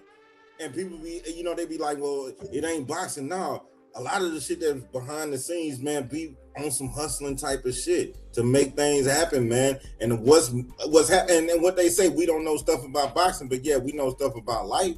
Yeah, and Oshak, you know what I'm saying? Lined up Ray Ford at the club, popped him, and y'all still worried about Ray Ford funeral. He dead right now. Shaq took him out. He the ops. Yeah, he threw his ass out the ring. He about to go get Shaq. We about to go He get slid Shaq. that nigga. Hey, but the other thing is this. Shakur is a chess player because he put him on with Jay Prince. Like, I'm gonna put you on with Jay Prince. So like there's a sense of loyalty and say Jay Prince allowed him to run up on Abdullah, but then you'll have fans saying, oh man, they got the same promoter, they'll never fight. I'm like, well, why Jay Prince allowing him to run up on Abdullah? Right? That's what AC was. Yeah, no, go ahead, Body. Not, but but the thing is, this the thing. Keyshawn got like he feel extra loyal because when he was down and out, he gave him a fight, and then after that, he put him on to his plug, which was, being managed by the same cat that managed me, which was like. You already know the narrative of fans. Fans will say, "Oh man, they got the same match." It's the same reason why. It's the same reason why people speculate, even though they try to gaslight us and say that this didn't happen. Richardson Hitchens was supposed to fight Teofimo Lopez on the Alcatraz, but they got the same manager. But people will come out and be like, "Oh, nah." Most of the time with the same manager, they gonna protect blah blah blah. Shakur knew damn well what he was doing when he got Keyshawn over there, because you don't think he got Andre Ward and Bud in his ear and Tim Bradley in his ear telling them how to move. But they're not gonna come out and say it. That's why they be out here on the protection committee for him, like being top flight security of the world, Craig, for this nigga, because they got in his ear. He ain't coming up with all this. Now he's smart. He'll sit back. He on some fresh shit like the little dude from Fresh. He'll sit back and peep the scene and make the moves. But you gotta think, he did the same thing. And I'm gonna land right here. Think about this. Let's go back a couple years. This was Devin and Shakur. They were friends. Remember, they had a solid agreement to where they always stay one weight class apart. And when it was absolutely necessary, they will actually fight. Shakur grabbed his nuts. He recorded Bill. That's when they had the whole, if it ever get hot at 35, we going to 40, bro. And that's when he went up there to fight Regis at 40. But they were never supposed to fight. They was always supposed to wait to the end. And they were supposed to be the end all be all. They were going to try to knock everything off. When that shit didn't work, he got another ally in Keyshawn. He saved him when he was at his lowest moment, thinking about, doing bad to himself, put him on with a fight, talk to him, whatever. And like you said, he know his weaknesses and shit. So Shakur been playing chess. These other niggas need to wake up because this is the sport of boxing. Because it's basically when Tony killed Manolo. For real. You don't realize that you Manolo, Keyshawn. You feel what I'm saying? You haven't realized you Manolo, and Shakur acting like he's Scarface. So once you wake the fuck up, you feel what I'm saying? It is what it is, man. And at the end of the day, man, I have to say they won't believe us though, and that's the thing. Like they be like, well, nah, like life, you know, boxing and life is two different things, man. Like life, we all relate to. Boxing, we all just, you know, some of us. You see what you see. You see, but when it comes down to boxing, but life is actually lived. Come on, you feel what I'm saying? Which create experiences. We see what we see, but to the fighters inside the ring, that is life, because those fights have the outcomes of those fights have meaning. Absolutely. You feel what I'm saying? So when you look at, again, since we're here, I'm gonna bring it back. When you look at how Oshak's been moving, right? Everybody gave credit to other fighters when they said these fighters were chasing some of the big fights. You feel what I'm saying? For sure. It's called, they call it his path to greatness or whatever. Okay, so Oshak is saying, listen, I just want to beat the dude up. Why can't Oshak get the same talking point of OshaquieFoster is searching for greatness by calling out who we perceive is the pound per pound, number 3 pound per pound guy. So what's wrong with that? You feel what I'm saying? They're talking about a mystery fight. Before he even signed to Zuffa, that was a real fight on the table. Devin Haney and all of these other guys weren't realistic fights that Shakur was that were on the table. You had a real offer on the table, and the offer was also verbally spoken of, but it was still on the table. Quiet as kept is part of the reason why he went over to Zuffa is because when the sanctioning bodies move to put an offer out and back an offer that was done by lawyers and shit like that, that shit stands for a whole year or until the end of the fourth quarter, the fiscal fourth quarter. So that offer at 135 is still active. The core going over to Zuffa guarantees that thing can never happen because the WBC belt is on the line. That's why 140 is being spoken of, because he knows he can't go back. Hey man, hey, I gotta go tend to my little one, man. Hey, I fuck with y'all, man. Yo, I'm gonna definitely come back. Salute to all y'all, man. Body dope shit, man. Yo, salute to, hey, make sure y'all like, share, subscribe, and hype my man up, man. I'm gonna check y'all out again. I just gotta take care of my little one. I'm a single dad and shit, so you know how that go. Yeah, so salute to you for that, man. Salute to you, man. Thanks for coming through and your input, man. Nothing but love, man. Thank you, man. Just feel free, man. Whenever we on, hey, and we Bodywork. Go to Bodywork Boxing 24/7 at Gmail. Send me your Gmail whenever we go live. I could do like I do, like Dev, my man D Calico, AC, my man Aaron Jones. Whenever I have a live, even Melazar, who was on here earlier. I'll at the live. If you can, you could jump on. If not, you'll have a link to where you can jump straight on. You know what I'm saying? Just send me your email, bodyworkboxing 24/7 at Gmail, and then bodyworkboxing 24/7 at Gmail. I got you. Yeah. All right, bro. Hey, love y'all, man. Appreciate y'all. All right, man. All right. But let me do this, man. Let me wrap up with this. Not wrap up, but let me get to this part because I want to do Oshak the justice, you know, because there was some other things out. And this is why I gotta support guys like, and appreciate you, Easy Charles, man. Thanks for the support, man. But I want to do this because it's not just his pursuit of Shakur. This is one of the guys that's moving the way we want him to move comprehensively, meaning that it's not, he don't have tunnel vision. He's just embodying how we need people to move in the sport and the people that's coming behind him. He's not devaluing the belts. And I think that he has the most even-handed, consistent energy and approach to how boxers should be moving. So it's another part of this interview that I want to get to and play so that we can actually see how Oshaqui moving. I'm like, man, you if you can't help but like Oshaq, man, you gotta get behind Oshaq, man, for what he's doing. But let me get to this real quick, then we can wrap up, man. Let me see. Let me get over here.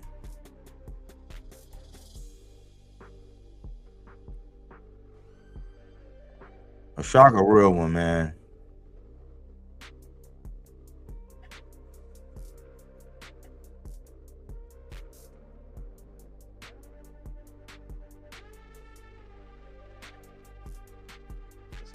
I know you have a timeline in your head of when you want to be back in the ring by. I'm sure you want to get at least one more before this year is out. If you don't get Navarrete, if the Shakur thing doesn't come together, what's the most logical next move for you? I think the winner of Zepeda, Lamont.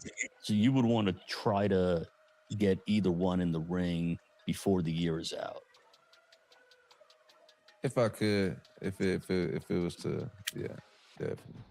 If you couldn't get that together before year's end, would you just to stay busy, come back in a fight, maybe test the waters at 135, maybe one more defense at 130? Yeah, for sure. We definitely not gonna wait and put myself on hold on the shelf for none of these guys. So if I have to, I'm gonna stay busy or whatever opportunity approaches itself. I'm gonna handle that. But yeah, for sure, definitely gonna stay busy. And since you're targeting the winner of that fight, how do you see that fight playing out? I really don't know. I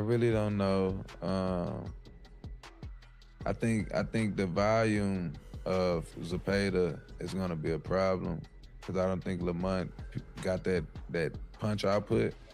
But I think the timing of Lamont on some of his power shots is gonna be a problem for Zepeda.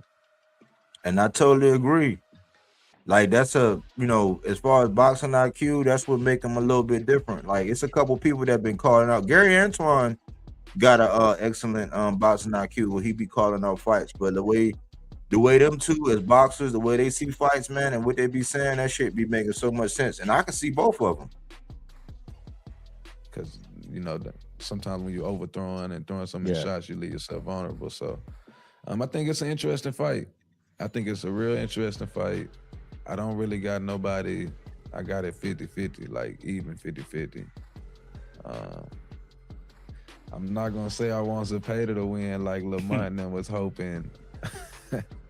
Like they was hoping Ray Ford did with me, but another real nigga move, man. Like all the way, like I ain't gonna be like that just because I'm like that, man. Just because motherfuckers be hating on me, I still want to see everybody win. It's just, hey, don't fuck with me. You don't fuck with me. You don't fuck with me. But at the same time, man, I'm gonna be fair, and that's what Oshaq is doing. I think it's gonna be a good fight. I think it'll be a great fight. But assume if Zepeda were to win and you got in the ring with Zepeda, some people would view it probably as a measuring stick on how Shakur did with Zepeda. Yeah, for sure. That most definitely. That's why I wouldn't mind either one. But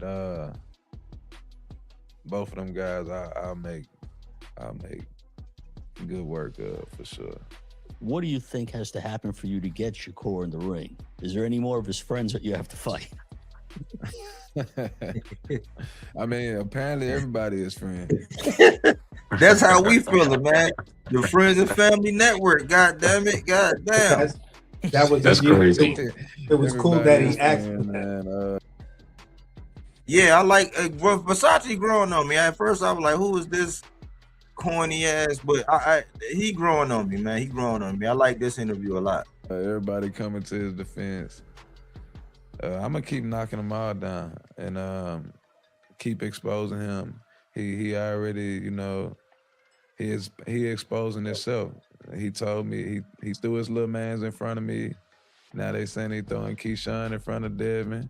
He didn't I say it? I say not again. I had the robot. I had the iRobot putting the robot and the other guy back. I said, man, are we witnessing again? Did he just put Keyshawn up and threw him in front of Devin? And here goes Shock, another boxer. So don't take my word. Don't shoot the messenger. But another boxer saying it. He steady, you know, he throwing people out there instead of him himself getting that field. So we're gonna see. We're gonna see for sure. Yeah, well, I know he's friends with Keyshawn. I think he might be friends with Hitchens as well. But I think those guys are a little too high up to throw to you. I think both of them are pretty much at 147 at this point. Yeah, but I see him in the future. We already tried to make the fight with we had the opportunity to make the fight with Keyshawn. It ended up falling through. Hitcherson, he's scary. I don't know. All these dudes around the same age and they got a father. They got a father. That's not their father. So I don't get it. Gary Russell, you included. That's your father too. The way you felt. I'm putting him in there too. Gary, he gotta get in there too. He got in his heart the other day. As soon as they brought us up, I did a reaction. It wasn't a reaction like everybody else doing, but I did do a video and I said, man, as much as you my guy, I just got to keep it a buck. That's what separates me from a lot of these guys, man. I mean, that's what keeps the channel pure, because you do some shit that come across the lens and that shit looking funny in the light, we gonna say, hey, that's Cuban zirconian. So I didn't like that energy, and he did get in his heart. He had the way, when you go back, and don't take my word for it, because Gary Antoine is my guy. I love the Russells. I love Tank. You know what I'm saying? That's the DMV. Lamont, I love all them DMV. But I'm not going to do what all these other cats do. Like, just because I'm from the same region and I don't do that. And the energy when he spoke about Shakur, it was passive. It was like, we need to let that build and this and this and that. When he turned up, when Oshaki came, when his name came up, he turned up and went all the way in, just like he turned up and went all the way in on Vargas. I'm like, Vargas is just coming up. Like, Vargas is just making his bones, but he turned up on, so it wasn't just Oshaki. So I'm not being, you know what I'm saying, I'm not being critical just of him in the criticism from Oshaki, since I fuck with Oshaki, because I fuck with Gary too. But he turned up on Vargas too. No, man. So you don't think he wants to get any of it as well? Who Gary. Gary, he just went on the internet and told a bunch of lies, defending his pops, I guess. You know, I'm gonna call all these guys his son, because like, what are y'all defending a grown man for? But at the same time, me and Gary done got a lot of work. He went on a podcast or went on an interview saying that he put some pause on me. Man, like I told my bro, we took turns beating up Gary. It wasn't nothing hard about that. You a stiff, come forward fighter that's right-handed with no finesse to your game.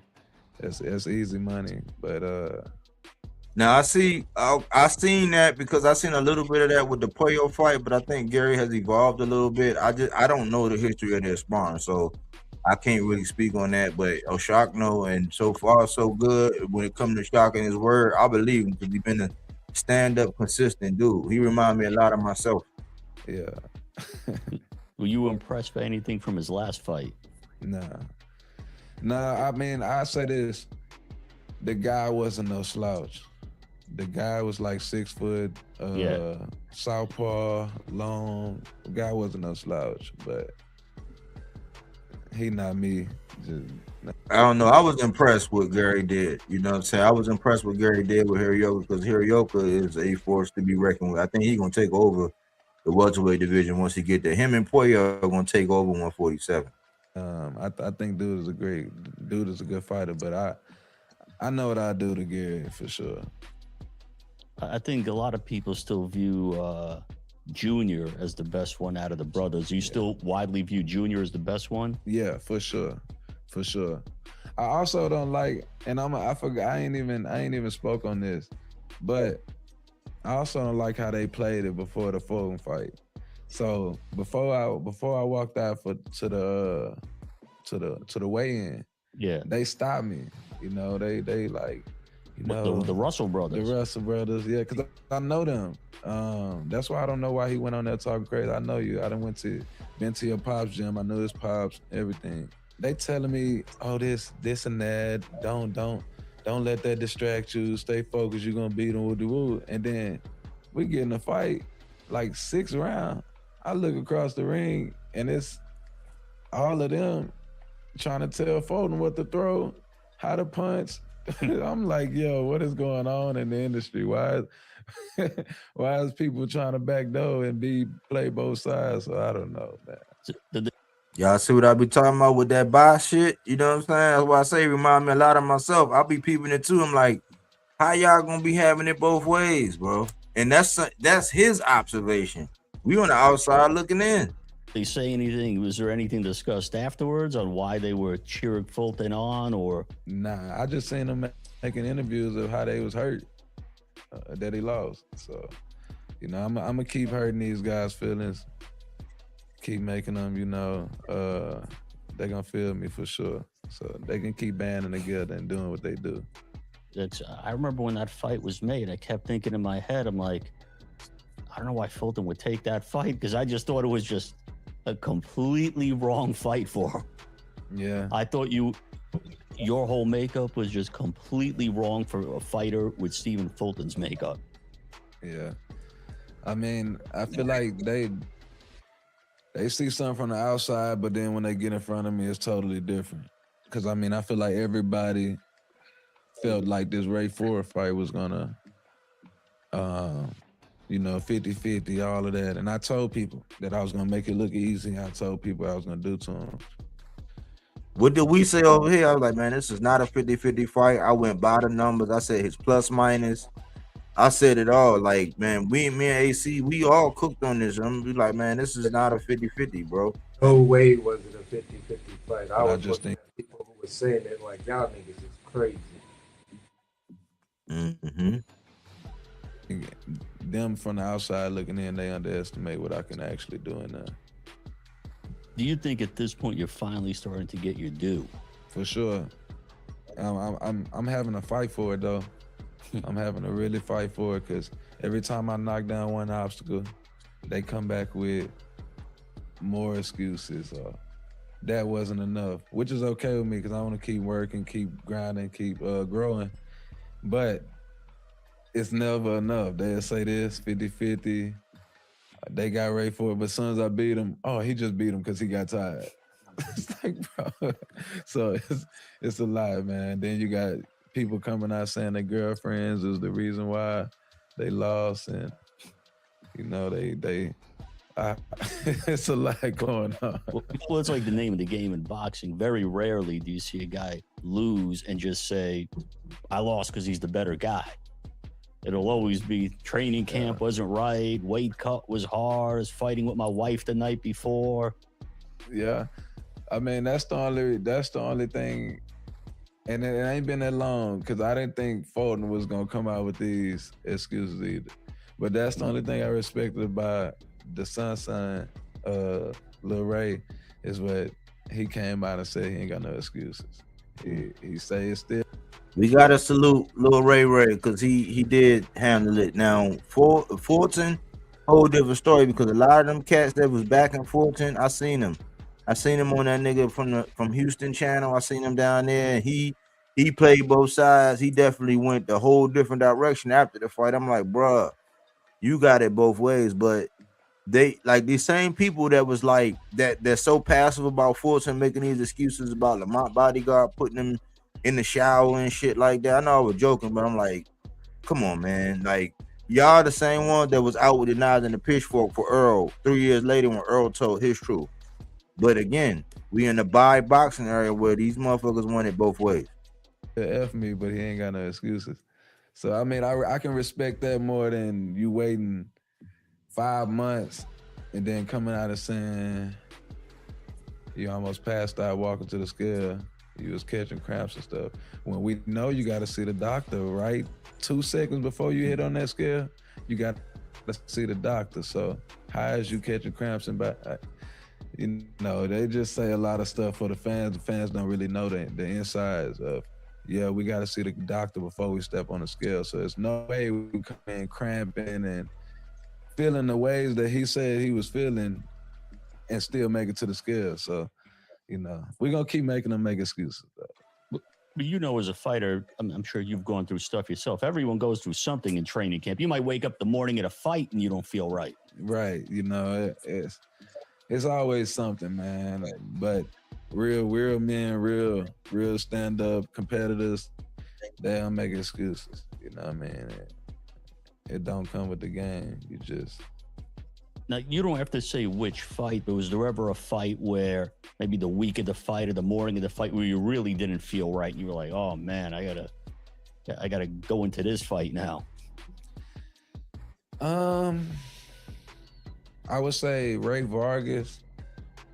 I couldn't spar like 2 or 3 weeks because I had got a little cut on my eye. Somebody had some bad gloves and it got like a little small cut. So I couldn't spar that much up leading up to that fight. I wasn't feeling that great. And then the second Conceição fight, when it was several fights. Like, it was a lot of fights. I couldn't spar the last 3 weeks leading up to that fight because, like, I wasn't doing what I was supposed to do as far as going to therapy and doing all that. I was just going hard trying to get back because they had just robbed me with Conceição. So this was the rematch. So I was just going hard and my arm ended up flaring up to the point to where I couldn't even bend it. So I had to wait like 3 weeks. And the week before the fight, what I did was the whole time I was just getting treatment, icing it every day, several times. And I was like, look, if I can get through one sparring session, I'm good.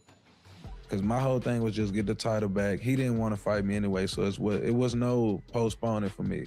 I would have never fought him. So I just waited. I got that one sparring session in, and then I went into the fight. So, but that speaks to a fighter's mindset. That's why when Earl told his truth, it wasn't no postponing that fight with Earl. And like, fighters are like that, man. It's like, nah, man, we're gonna get it on. Especially in this situation. He was doing a rematch where he got pickpocketed in the first fight. He should have never lost his title. We all saw that robbery. Because even Wally Moses in the corner was like, hey, man, stop this dude, man. Like, do what I said, man. You see what they did to Oshaque? You just seen what they did, meaning that we just saw Oshaque win that fight and they pickpocketed that man. Same way they did Gary Russell Jr. with Mark Maxwell when he had his injury and they pickpocketed him. I mean, these guys make excuses and say all this, but man, we all going there with something wrong. It's about who you is on the inside. Get the job done. That's it. Now the year is practically half done. In closing, map out the second half of the year with your promoter's hat on, or what you would want next. How to close 26 out. Close 26 out. With my promoter hat, I would say it would either be, the storyline of me going to beat up the daddy next, or, we can't get him. It would be unifying with Navarrete. I feel like that's the two best storylines that come next, and that will be big for the public, big fights, and just that'll catapult me to the next level. And you heard to hear from the champ. He's hunting for Shakur. He might go hunting for some more gold later this year at a higher weight division. Until next time, want to thank Oshaqui for joining me again. Stay sharp.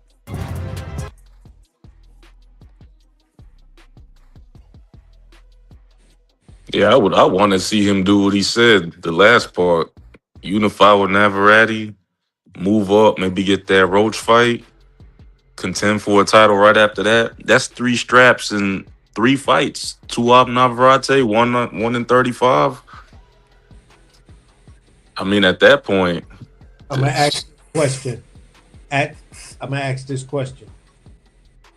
Would we want to see him versus Albert Bell at 35?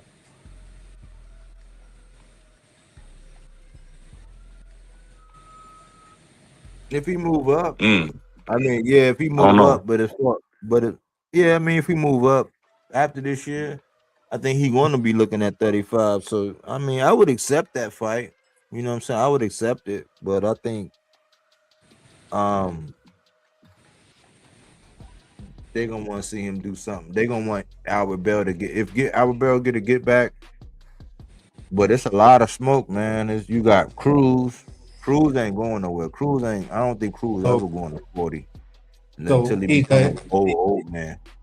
I'm saying this: if he's looking to go up to 35, and let's just say everybody's in the mix, for me, I would accept a fight with either him or Albert Bell or him or Cruz. I'm talking Yeah, about. that'd be cool. I would accept that, but like, I know y'all heard my commentary throughout that, but like, as far as the steps, as far as like what he was saying about how he approached the Gary Antoine, going on to the friends thing, the excuses that Fulton made, how Ray Ford, even though he was still saying fuck you, you know what I'm saying, but I ain't making no excuses, and how he respect that. What y'all think about that part? No, that was when that part is genuine, because for me, at the end of the day, he's telling you, all right, even if we had belts or whatever or former champs, we still have to conduct ourselves as champions and professional fighters. You know what I'm saying? If you, I still ain't got love for you, but I respect the fact that, you didn't make any excuses to try to take the performance away from me. Hey, listen, that type of stuff I could rock with, but that don't mean I can rock with you as a person. I still don't like your crew, and I want to beat the rest of your crew up. So, you know what I'm saying? It's again that goes into that integrity argument that I was making earlier. One guy keeps showing you what integrity really is.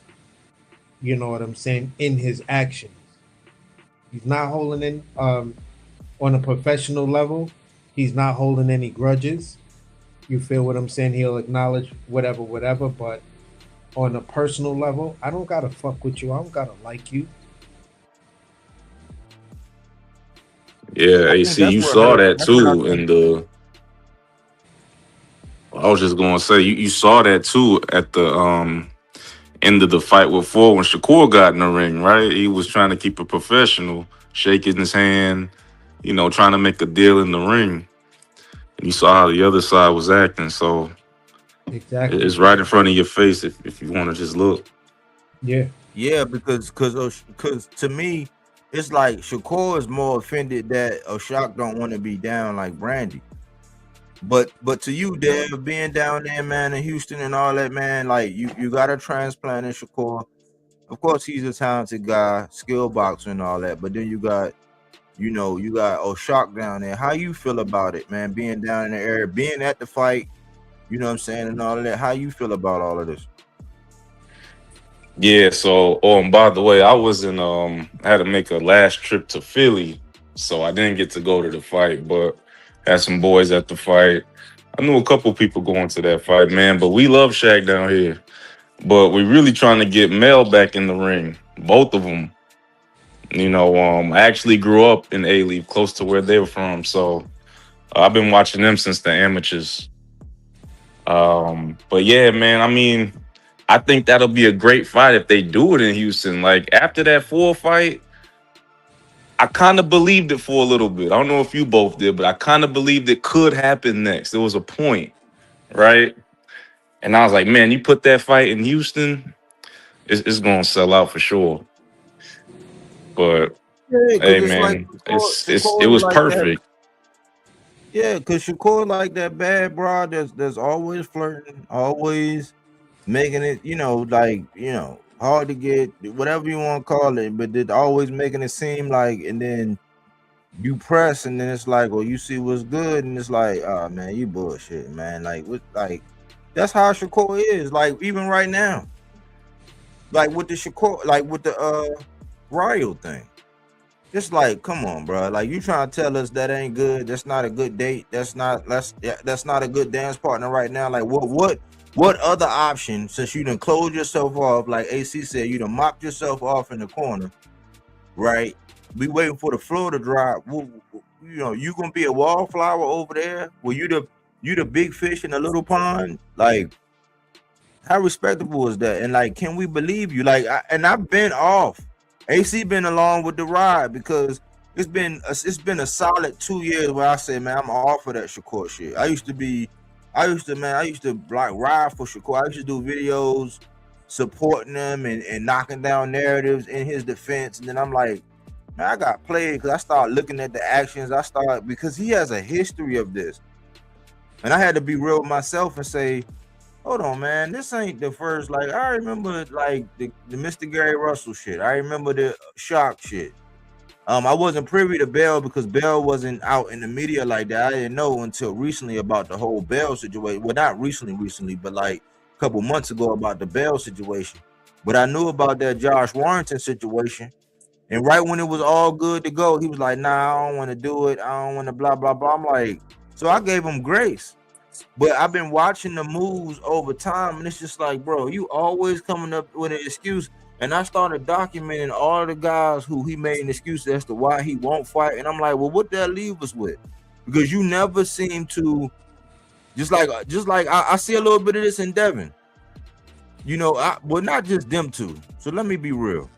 And when boxers really want to fight, you see how they move and their behavior to actually pursue the fight. We seen David Morrell and how he pursued Benavidez. We seen Benavidez and how he pursued Canelo Alvarez. We seen Bud when the no, like first he was saying no, it's weight class for a reason, blah blah blah. But some switch flipped in his mind, and then he was like, all right, well shit, I'm gonna go ahead and do this. I'm gonna go up to 54 and then I'm gonna jump up, and he just went and did that shit. So it's like we see when they really want somebody, how they act. He said he was chasing Zepeda for 2 years as a champion, chasing a fucking.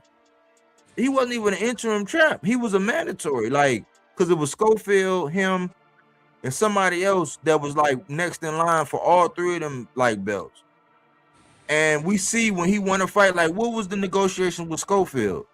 They like, oh man, you done fucked up, you done got yourself in. But he came on in. It wasn't all this bickering and back and forth and 3 months of media wars. Like, so when they really want to fight, especially when it come down to Shakur, we gonna pinpoint it down to him. When he really wants to fight, we see how he move and how he pursue fight.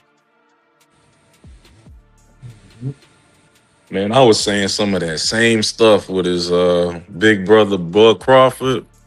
Man, I remember a stretch where I was like, man, I'm not gonna watch you until I see you in there in one of these contenders. I ended up watching still, but it reminds me a little bit of that. Different situations, you know, with the, you know, money and all that, but it reminds me a lot of that. It makes me think, does that have any influence on how he's moving? I know you guys mentioned all the people in his ear, right? Like, because I mean, it's awfully similar. You're boxing yourself outside the competition, and then you might catch one of these guys on the last leg. Who knows? But yeah, man, that's y'all cooked on this one, man. Yeah, the situation for me, I look at it like this, and this is where I close it. The situation tells you this: OshaquieFoster is moving like the guy everyone should be talking about. For all the accolades they give to Shakur Stevenson and, you know, the things that they say, there are plenty of fighters that you can give that same attention to. You can put the machine behind these guys because win, lose, or draw, they're always in the game. When it comes down to, you know, the other half of this situation, and Shakur knows or believes that, yeah, Oshaki can beat me. But somebody to tell me otherwise, it's like, okay, then why would you make these promises and then go back on these promises? There's something about OshaquieFoster that's, number one, got you in your feelings, and number two, has you maneuvering the way you maneuver. The walls definitely closed in on you, and somehow or another you pulled a Houdini and got the fuck up out of that, because yeah, we all know that there's, you know, you hide the key inside your mouth or in your hand or whatever, so when it looks trapped, you already got the key, and that was the lifeline that Zuffa was giving you per Terrence Crawford introducing you to the turf. So if we really, really look at where everything was really starting to go crazy is when you see Shakur Stevenson looking at the Turk as a fanboy, where it's him, Bud, and the Turk, and you see Bud introducing them to him, and you see he shake his hand, and he got to fix his clothes and his shirt, and he just looking at him like, oh my God, I'm standing in front of Turkey Al-Sheikh, the plug. So when it comes down to shit like that, you know, he bought into everything that was said. Listen, I'm gonna make you a great star. You know, Terrence Crawford talks highly about you, yada yada yada. And now at the end of the day, everything has come home to roost. You couldn't hide anymore. Devin can't hide anymore. A lot of these fighters that been hiding behind the business of boxing can't hide anymore. And even moving forward, even for people like Boots and all of these other guys that the media that are the media darlings, listen, you can't hide no more. David Benavidez is somewhat of a media darling, but he's somewhat of that because he's actually moving the way he's moving. He's running towards the smoke. Abdullah Mason, the media is just starting to like really get on to him, but you could still see the reluctance. So for me, the assassins that the mainstream media have out there, it was covered earlier in Body's housekeeping, and that's Max Kellerman. That's just that whole panel, pretty much, with the exception of the boxer. The other guys that are just up there, just doing hit pieces, and then when they bring Mannix up there on the screen, pretty much Mannix is either going to be pro for a fighter or he's going to be an assassin of that fighter. And he's going to tell you per his sources, the reason why he knows X, Y, and Z is because that's when he's in assassin mode. He's killing shit for no fucking reason when everybody's under the same umbrella. But you're killing fights. That's what you know, that there's an agenda. And from there, Oshaquie's not getting the rhythm he's supposed to be getting. I'm glad he got the interview with Mr. Versace and stuff like that. But we got to see how these little interviews add up and start moving the needle for a shot. Hopefully he gets the Navarrete fight, and that puts him on the trajectory he needs to be on and gets the hardware he needs to get, so he's got plenty of leverage when he does move up to 35. And that's where I landed. I appreciate you as always, AC, man. Thank you, bro. You dropped some gems, man. This playback gonna be wonderful. I can already sense it, man, in the vibes. You know what I'm saying? And Dev, man, hey, I appreciate your time. I know you're a busy guy, man, but you family. You part of the 300, man, and I like your approach, man. You listen. You always come through, and even the little piece you said about Bud, man, it's like everybody respects his skill set, but like that's the kind of stuff that people are scared to say because we all saw it, and that's what's going on with boxing. So I salute you for being able to say, you know what I'm saying, what you said, and you're exactly right. It's part of his playbook, bro. You can't tell me otherwise because you got Andre Ward doing a video saying, no, that's the promoter for it. They not making blah blah blah. So they are in his ear. You got the Tim Bradley who was never got the kind of stardom. Yeah, he got the big fight with Pacquiao, and yeah, he got in the Hall of Fame and all that. But like the publicity that Tank get and the way the names and how it's bubbling, he didn't never really get that. And so a lot of these guys are living vicariously through Shakur, Carisha, Bud, Andre, Tim. You know what I'm saying? And Andre Ward could have done it. My only thing is that the way they fought and how they went at the game. Tim Bradley, yeah, he dug Earl right out, at the end. But like the way Andre Ward was, the way Bud was, like the way he fights, not how he maneuvered, but like they were different kind of fighters. So Shakur doesn't have the privilege to be able to act the way that them guys act because they fought different. You know what I'm saying? So I appreciate the honesty, man. And whenever you on, I'm glad to have you on, man. You fit right in, bro. So I appreciate you, man. Appreciate that, man. How you wanna land, bro? Yeah, man. Thank you for that, man. You too. You know, if I can't listen to it at that time, man, I'm always on the playback, and it kind of gets me through, you know, through the nighttime and everything, man. You guys are a rare breed in this business. You know, I was telling my little bro, and he actually came through with Ezzy Charles. That's my little bro. Oh, okay. And I put Okay, him on cool. your channel, yeah. So he's into boxing too, and he's thinking about making his own channel at some point. But man, I put him on the real fellas in this game. So um anytime I have time, man, I'm gonna jump on. And just to land the plane, it's you showing guys like Shock the respect they need. You did a whole 3-hour stream. You know what I'm saying? You've done multiple streams for Shock Foster, Benavidez, all them guys that get it done. That's what I want to hear. Everybody wants to talk about Haney, Keyshawn, Shakur. Like your channel kind of is a breath of fresh air because you give light to those guys actually putting in work. And I'm really excited to see my boy Spence back next week. That's going to be that could be another thing that just changes the boxing climate over the next few months, how well he performs. But yeah, man, appreciate y'all. AC, you too, man. Yeah, for sure, Dad. Yeah, for sure, man. So y'all take care.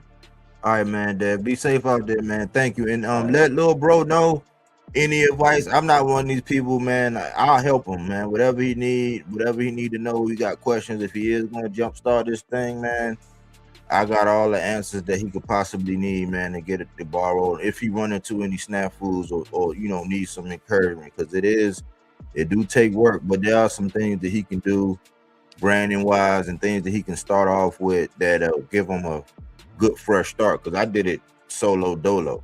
You know what I'm saying? Like, so I'll be more than willing to help him, bro. Oh man, appreciate that. I'm gonna let him know for sure. All right, brother, man. Enjoy your evening. Enjoy your evening, AC. All right, peace. Peace.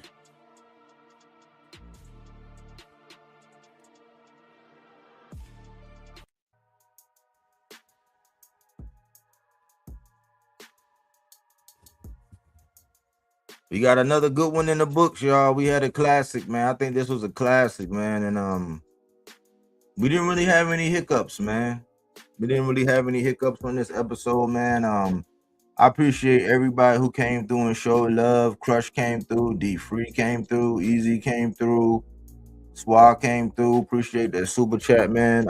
It really helps, man. It really helps, man. Thanks for people who contribute, man, and just a like, a comment, a hype, because it's free. We all monetize. A lot of people, I'm past people just biting the material and using it for themselves and acting like they came up with it for themselves. We passed that. We passed getting the credit. It's all about the message at this point, and we're gonna be one of them people, man. It's not easy always saying what needs to be said when it needs to be said, because you find yourself alienated and feeling like that salmon swimming upstream. But I said, listen, man, if we just keep it straight all the way across the board, even kill, we put them all on the scale. We want to know the length, the breadth, the width, the depth, the buoyancy, the capacity, the volume of them all. So we put them all on the scale. We judge them all accordingly. We don't get into personal life.